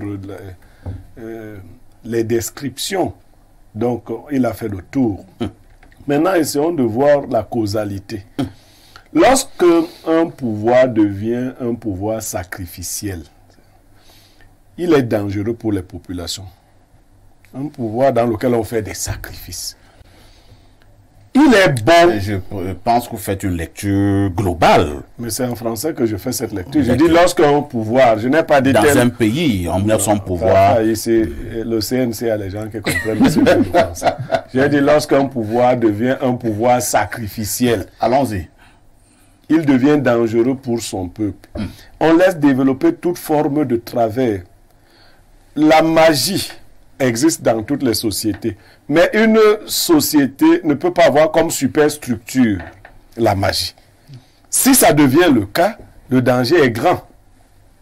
Ceux qui mangent les bébés à l'étouffer, ceux qui attachent les bébés pour leur faire subir les plus grandes sévices du monde, cela produit une certaine substance qui permet par exemple le rajeunissement. Donc, vous faites tellement torturer un enfant et vous, ça vous produit quoi? Non, on retire un liquide au niveau lymphatique qui a, je ne vais pas envoyer les gens faire. Alors ce liquide-là, on vous l'injecte, il coûte des centaines de millions. Incroyable. On vous l'injecte et vous verrez donc certains qui se vantent d'être toujours jeunes. J'ai connu un sénateur qui à 70 ans était très faible. Je l'ai revu à 80 ans, tout requinqué. Je n'ai pas dit qu'il avait fait ça. De toutes les façons, lorsqu'on commence à accéder à ce genre de choses, en fait, il se réveille en nous l'idée de viternité. Nous voulons vivre éternellement, puisque nous voulons avoir le pouvoir éternellement. Cela nécessite donc de faire des substitutions. C'est-à-dire que pour que Niamey vive éternellement, il faut qu'il prenne la vie d'autres personnes. Exactement. Et toute une vie, et c'est cruel parfois ici, pour que je m'ajoute une année de vie, on me demande une vie. Vous voyez, pour que je m'ajoute 10 années de vie, il me faut 10 vies. C'est beaucoup pour votre seule vie. J'essaie souvent d'analyser le cas des parents qui zombifient, qui vendent leurs enfants.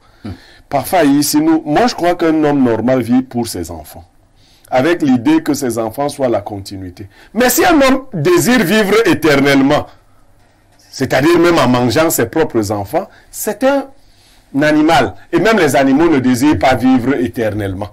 Ils vivent pour un temps. Ces enlèvements, ils ont été décrits de plusieurs façons. Il faut que nous redoublions de vigilance. Mais à qui nous avons donner le devoir de veiller sur nous, les FMO. Parfois, ici, quand vous déclarez une perte d'enfant, une disparition d'enfant, vous savez ce que prévoit la loi? Non. Qu'on prenne en charge après 72 heures. Mais c'est beaucoup. Quand on a un contexte urgent, on adapte la loi au contexte. Mais 72 heures, même 48 heures, même 24 heures parfait ici, on a le temps de tout faire. C'est vrai que l'idée, au départ, c'était de ne pas donner un travail supplémentaire aux forces de l'ordre. Parce que dès que l'enfant n'était pas vite arrivé à la maison, peut-être un oncle était passé le chercher, on déclarait qu'il est perdu. Les forces de l'ordre se mettaient en mouvement et 2 heures de temps après, la famille appelait pour dire que non, il est à la maison. Oui, mais le problème n'était pas celui que nous vivons aujourd'hui. Nos forces de l'ordre se mettent timidement en branle. Elles se pressent lentement. Quand vous déclarez la perte d'un enfant, je dis qu'elles se pressent lentement. Un oxymore. Donc, de cette façon-là, ceux qui font dans ce travail savent qu'ils ont tout le temps d'exécuter leur mission. Et si d'aventure, l'idée évoquée ou suggérée par Dr Mbeusse est vraie, c'est-à-dire que certaines personnalités feraient dans ce commerce, vous pensez bien qu'un pays corrompu comme le nôtre, lorsqu'un policier mène des enquêtes et se rend compte qu'il y a un haut commis de l'État dans l'affaire, qu'est-ce qui se passe? Il abdique, il renonce, il abandonne. Et malheureusement, le Cameroun s'en va en vrille. Merci beaucoup. De toutes les façons, c'est donc une situation très préoccupante. Bernardo Basson, ces enfants qui disparaissent de manière très régulière pour ne plus être retrouvés. Lorsque j'écoute ce que certains disent sur ce plateau, je l'ai dit tout à l'heure, ça donnait froid au dos. Pour l'heure, est-ce que l'ordre gouvernant, les forces justement de maintien de l'ordre, même si Blériot est dans un aspect de corruption, et ces forces de maintien de l'ordre n'ont pas encore mis sur pied une stratégie pour pouvoir protéger ces petits-enfants? Dans quel intérêt? Il y a de cela quelques mois, quelques années, en Balmayo, une proche à moi avait saisi quelqu'un qui avait des ossements humains dans le sac. Et quand elle a voulu l'emmener au palais pour commencer à requérir, faire ses réquisitions, on l'a appelé du haut lieu politique pour lui dire laisse-le partir rapidement avec ce qu'il avait comme butin. Vous êtes sérieux là? Oui. Je ne peux pas dire son nom. Et on a laissé le monsieur aller avec... On lui a dit hey, laisse-le aller avec son butin. Il est parti avec. Avec son sac d'ossements humains? Oui. Il est reparti? Il est reparti. Les questions d'enlèvement des enfants au Cameroun ont 3 facettes. La première est la plus basse, la façon psychopathique. Il y a des psychopathes qui enlèvent des enfants et qui les violent. Là, c'est parce qu'eux, ils sont malades mentaux. Vraiment, ce sont des malades, ce sont des fous qui enlèvent, qui les violent et qui parfois les tuent pour éviter de se voir dénoncer. Ça, c'est un cas. Le second cas, ce sont les petits commerçants. Ceux qui enlèvent ces enfants-là, leur enlèvent leurs organes et les vendent au marché noir ou alors les enterrent dans la boue. Lorsque le délai arrive, viennent recueillir les os pour les vendre au marché noir. Maintenant, la troisième facette est la facette décrite par les 2 prédécesseurs, la facette du pouvoir. Il y a une perversion du pouvoir en Afrique. Je vous dis bien une chose, aucun rite spirituel de manière aboutie ne vous oblige vraiment à tuer. Mais comme il y a une perversion du pouvoir qui se veut négatif au Cameroun ou en Afrique, c'est donc le cas. Récemment, j'ai vu une vidéo où un monsieur disait en France que ce qu'il regrette le plus, c'est d'avoir sacrifié des centaines d'enfants qu'il allait prendre au Brésil et qu'il venait livrer aux anciens chefs d'État français dont j'étais le nom. Je pense qu'on a vu la vidéo ensemble. Les enfants qu'on sodomisait de façon assez discontinue et après qu'on laissait pour morts. Maintenant, dans nos pays africains noirs, le pouvoir se base sur la violence et sur des crimes rituels. Dans ces crimes rituels, il y a 2 choses. Une que Niemeka a citée. Lorsque le corps sécrète la peur de manière aboutie, il y a une énergie qu'on soustrait et qu'on injecte. De même, lorsque le corps fait élever des cris, certains cris nourrissent certains égrégores. C'est une grande entité spirituelle qui après vont retribuer les personnes qui sont membres de ce cercle-là.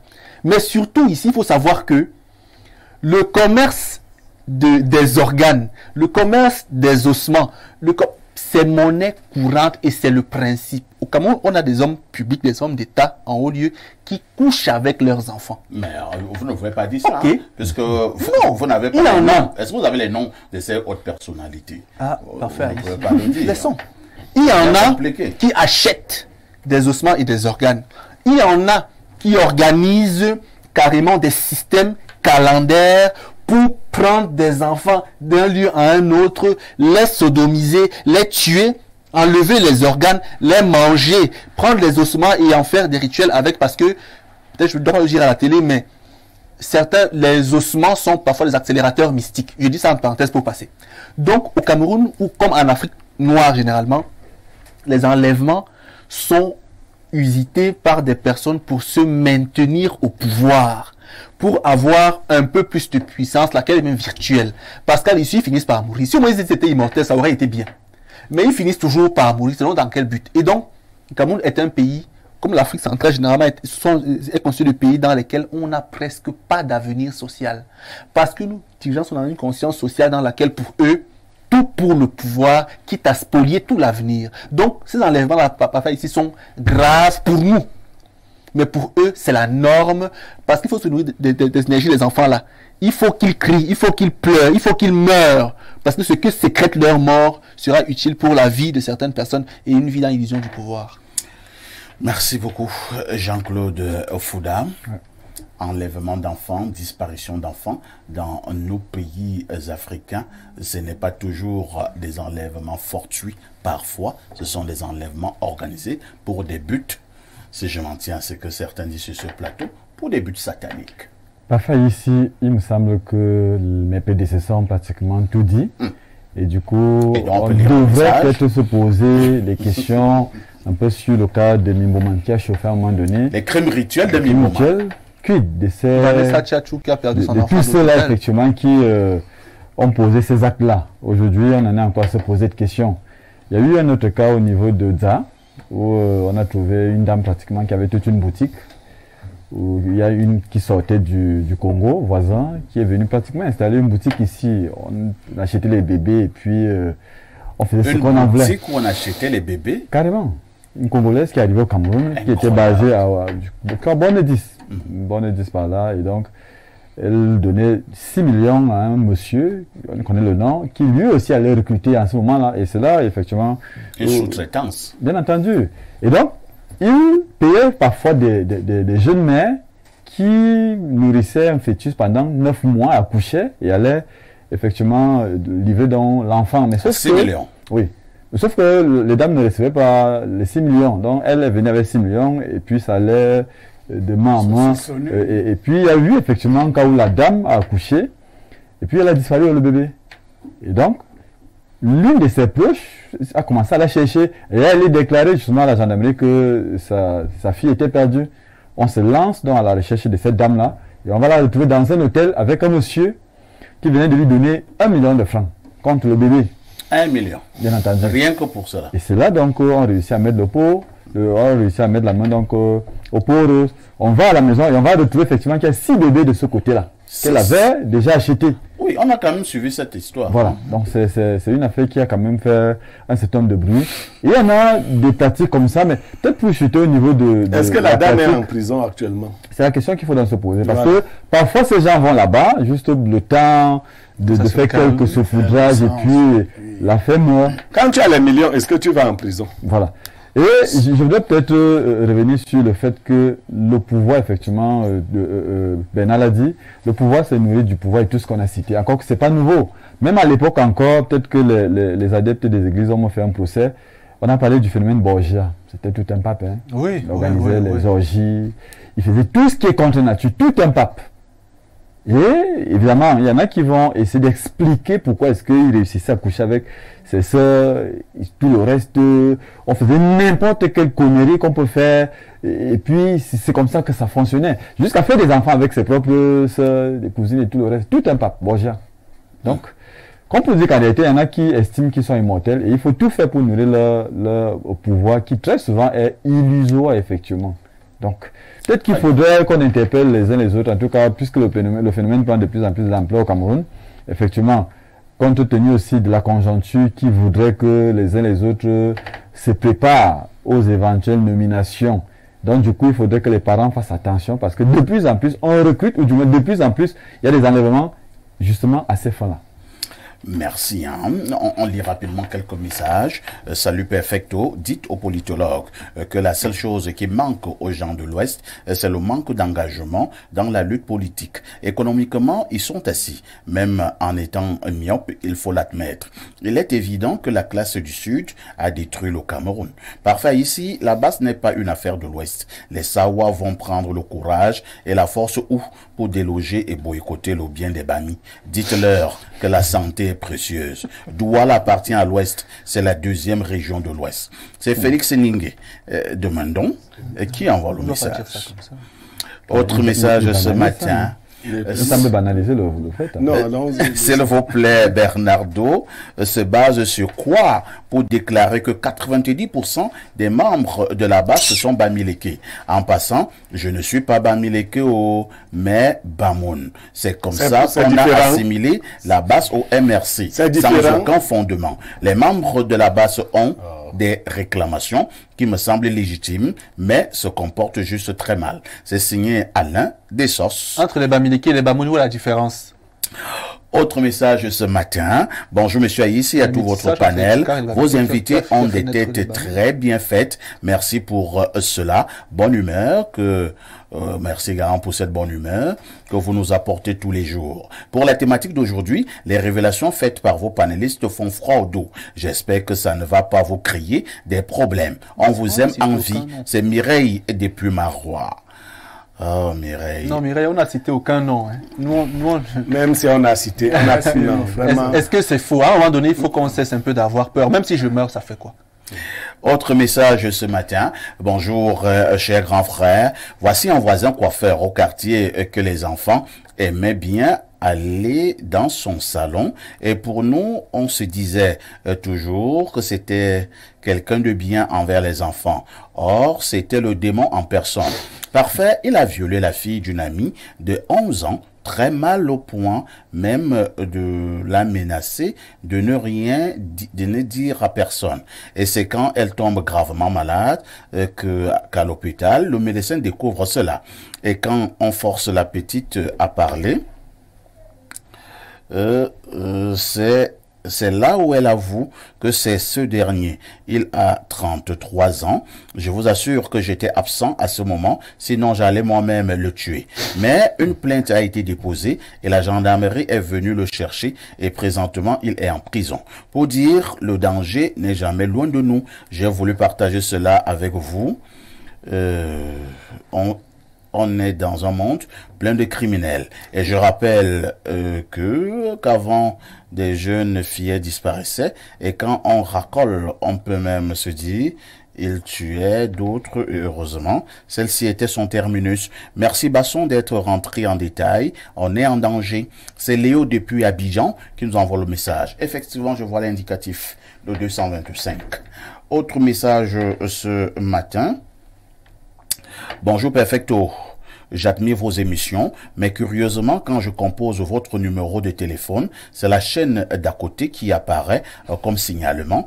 Comment savoir que vous êtes écouté ou suivi, surtout en termes de chiffres, millions de téléspectateurs? C'est Monsieur Bissoron depuis Ezeka. Enfin, moi, je ne sais pas ce que vous dites. Hein. Composez quel numéro?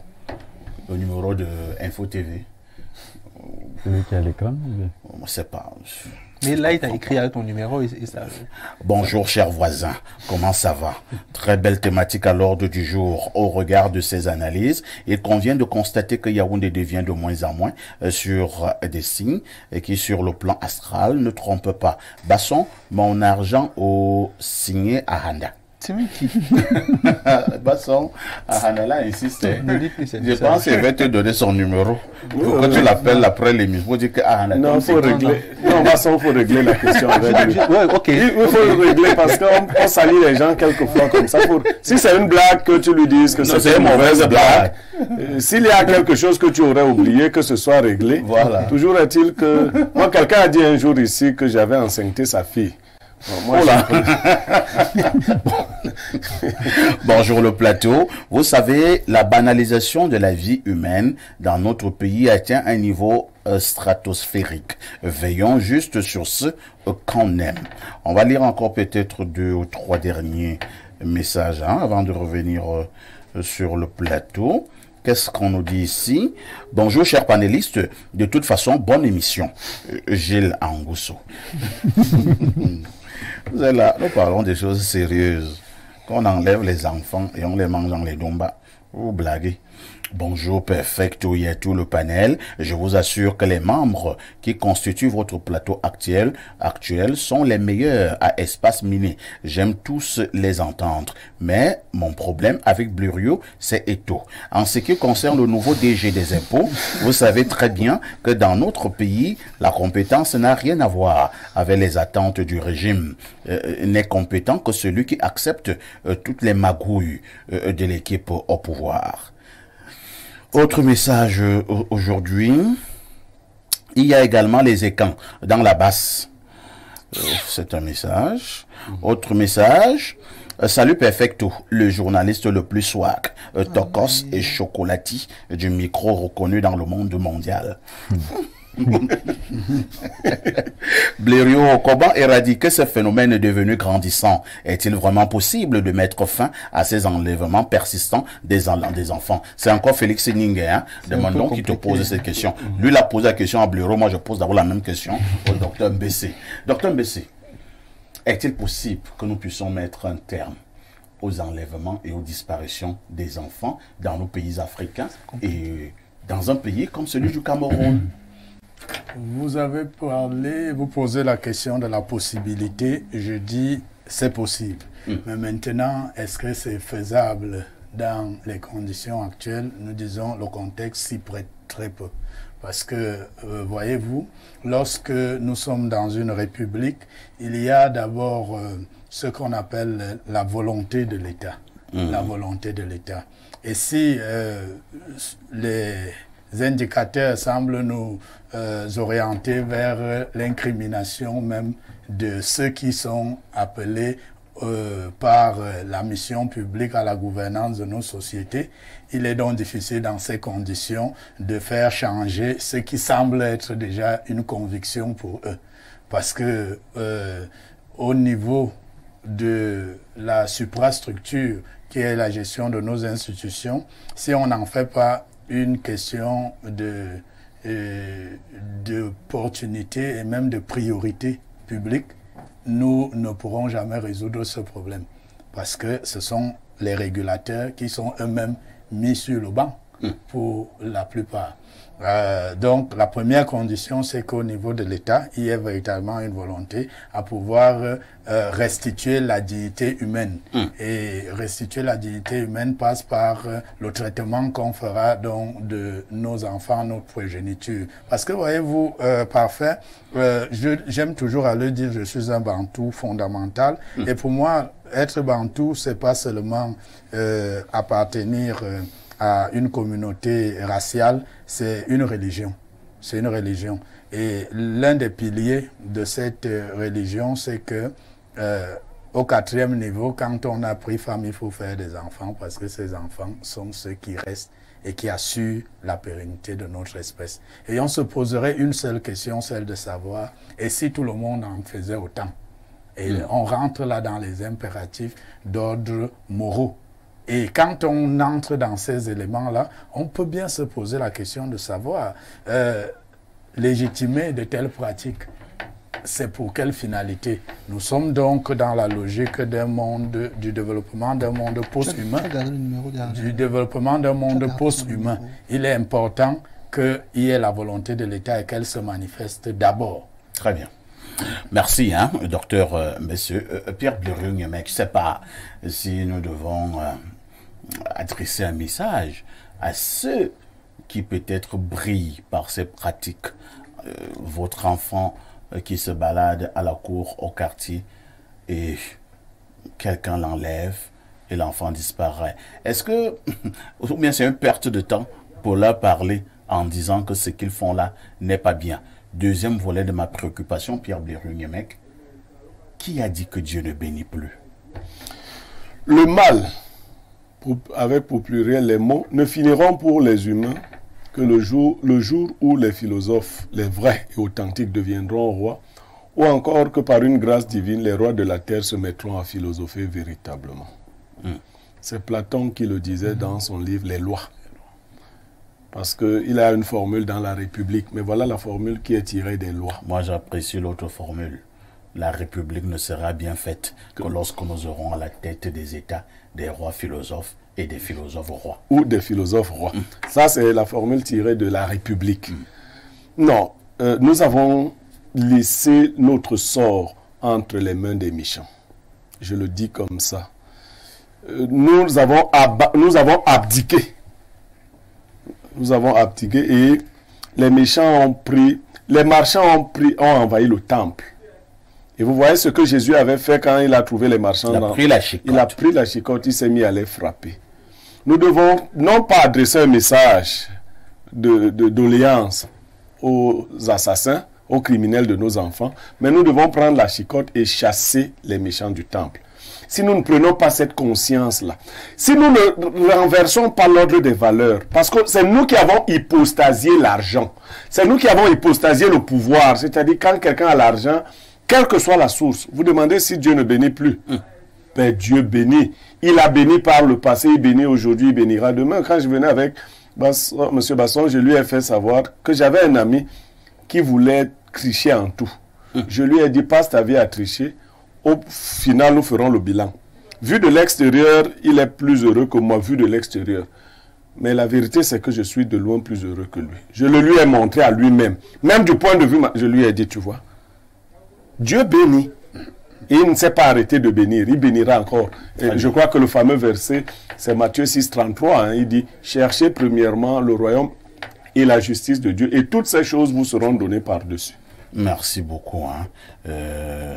Sango Pasto. Donc, Bernardo Basson, en un mot comme en mille, on va peut-être lancer un message. Ne touchez plus à nos enfants. Non, c'est un message qui va tomber dans les oreilles de sourds. Ah bon? Non, il faut préparer le temps. Oui, il faut préparer la guerre sur 80 ans. Oh là. Je serai déjà mort, ça c'est sûr. Oh Pourquoi? là. Parce que les gouvernants en place ont encore environ 10 ou 15 ans de règne. Pour ceux qui sont entre guillemets les plus jeunes. Et leur règne est essentiellement fondé sur la violence, sur le magico-anal. Ateba Yena a écrit un livre dessus, qui devrait être la Bible des Camerounais. Mais vous êtes très violent. Maintenant, leurs enfants, qui sont leurs avatars, sont en train de prendre les mêmes éléments de compromission. Et pour beaucoup, ils ont entre 30 et 35 ans, 40 ans, un peu ma génération. Du coup, ils ont encore 40 ou 50 ans de domination. Et pendant leur règne, on doit s'éduquer. Éduquer nos enfants à être des contrepoids. De telle sorte que, à la fin du règne des enfants de ceux qui nous dirigent actuellement là, on va rééquilibrer les choses. Et donc là, on va les mettre à plat pour que le Cameroun change. Si ce n'est pas le cas là, ils vont toujours prendre des enfants. Là, on va les cacher jusqu'où ils vont aller à l'école. Ils vont aller au cinéma. Ils vont aller au manège. Ils vont aller jouer avec leurs amis. On va les protéger. Ou quand les gars à la maison, alors pour qu'ils m'aillent à l'école, ils n'aillent plus. C'est impossible. Donc on doit juste accepter de pleurer encore et attendre, mener un combat d'aujourd'hui pour 80 ans, être sûr qu'à ce moment-là, peut-être mes petits-fils seront encore là, eux, ils auront la chance peut-être de pouvoir avoir un Cameroun nouveau. Parce qu'il faut aussi penser aux autres et pas seulement à nous-mêmes. Jean-Claude Fouda, lorsque vous pensez que votre enfant de 3 ans a disparu et que vous imaginez que cet enfant a été sauvagement torturé, par la suite tué et peut-être à la fin mangé, qu'est-ce que ça vous fait? C'est vrai que c'est assez difficile quand même de pouvoir penser à ce type de scénario. Je me mets par contre à la place de ceux qui ont subi ce type de situation, que donc c'est assez désolant. Par contre, je voudrais, avec votre convenance, dire que, parce qu'on est au niveau des solutions, le manichéisme est d'actualité. En tout cas, le bien et le mal se côtoient toujours. Il faudrait qu'on se le dise, que ça ne va jamais changer. Et donc, il faudrait peut-être, puisque Bernard parlait de notre progéniture, qu'on devrait désormais essayer de préserver. Moi, je voudrais juste dire qu'il faut changer des habitudes. Et donc, la seule habitude qu'on doit désormais avoir, c'est de n'avoir aucune habitude. Il faudrait juste que les gens puissent s'adapter. Et donc, essayons de préserver nos enfants. Chaque matin, je dis à mes enfants, si on vous donne des choses à l'école, ne prenez pas. On vous donne de l'argent, ne prenez pas. Et j'interdis qu'ils marchent à pied. Et on s'arrange, à ce qu'ils prennent c'est vrai, on est exposé en tout cas qu'ils ne marchent pas à pied parce qu'il y a beaucoup de parents qui traînent. Et c'est très facile et qui ne marche pas de façon séparée. Il faut qu'on puisse amener nos enfants à avoir une autre éducation qui s'adapte justement à nos réalités. Une éducation en prévision d'une attaque. C'est vrai que c'est pas une panacée, mais au moins ça aura servi à quelque chose, au lieu d'attendre évidemment que tout nous arrive et qu'on soit en train de prier. En tout temps, on peut aussi prier, le chapelet. Il faut prier, mais prier seul ne suffit pas. Il faut effectivement prier sans cesse. Prier sans cesse, mais surtout acter. Jean-Claude Fauda est un enfant de la maison, journaliste à Info TV. On lui dit merci ce matin. Merci également à Pierre Blériot-Niemek, il restera mon consultant permanent. Merci au docteur Mbesse, de plus en plus apprécié de la classe de téléspectateurs par la qualité et la cohérence de ses idées. Et merci également à Bernardo Basson, notre invité permanent. Ne ratez surtout pas le journal de 12h dans quelques minutes sur Info TV. À 19h, vous allez retrouver le journal en anglais, sans oublier le journal en français. À 20h, à 21h, vous allez retrouver votre débat politique en langue anglaise, une modération de Madame Ilouga. La rediffusion de ce programme, c'est tous les soirs à partir de 22h30. Avec tout ceci, que faites-vous encore ailleurs?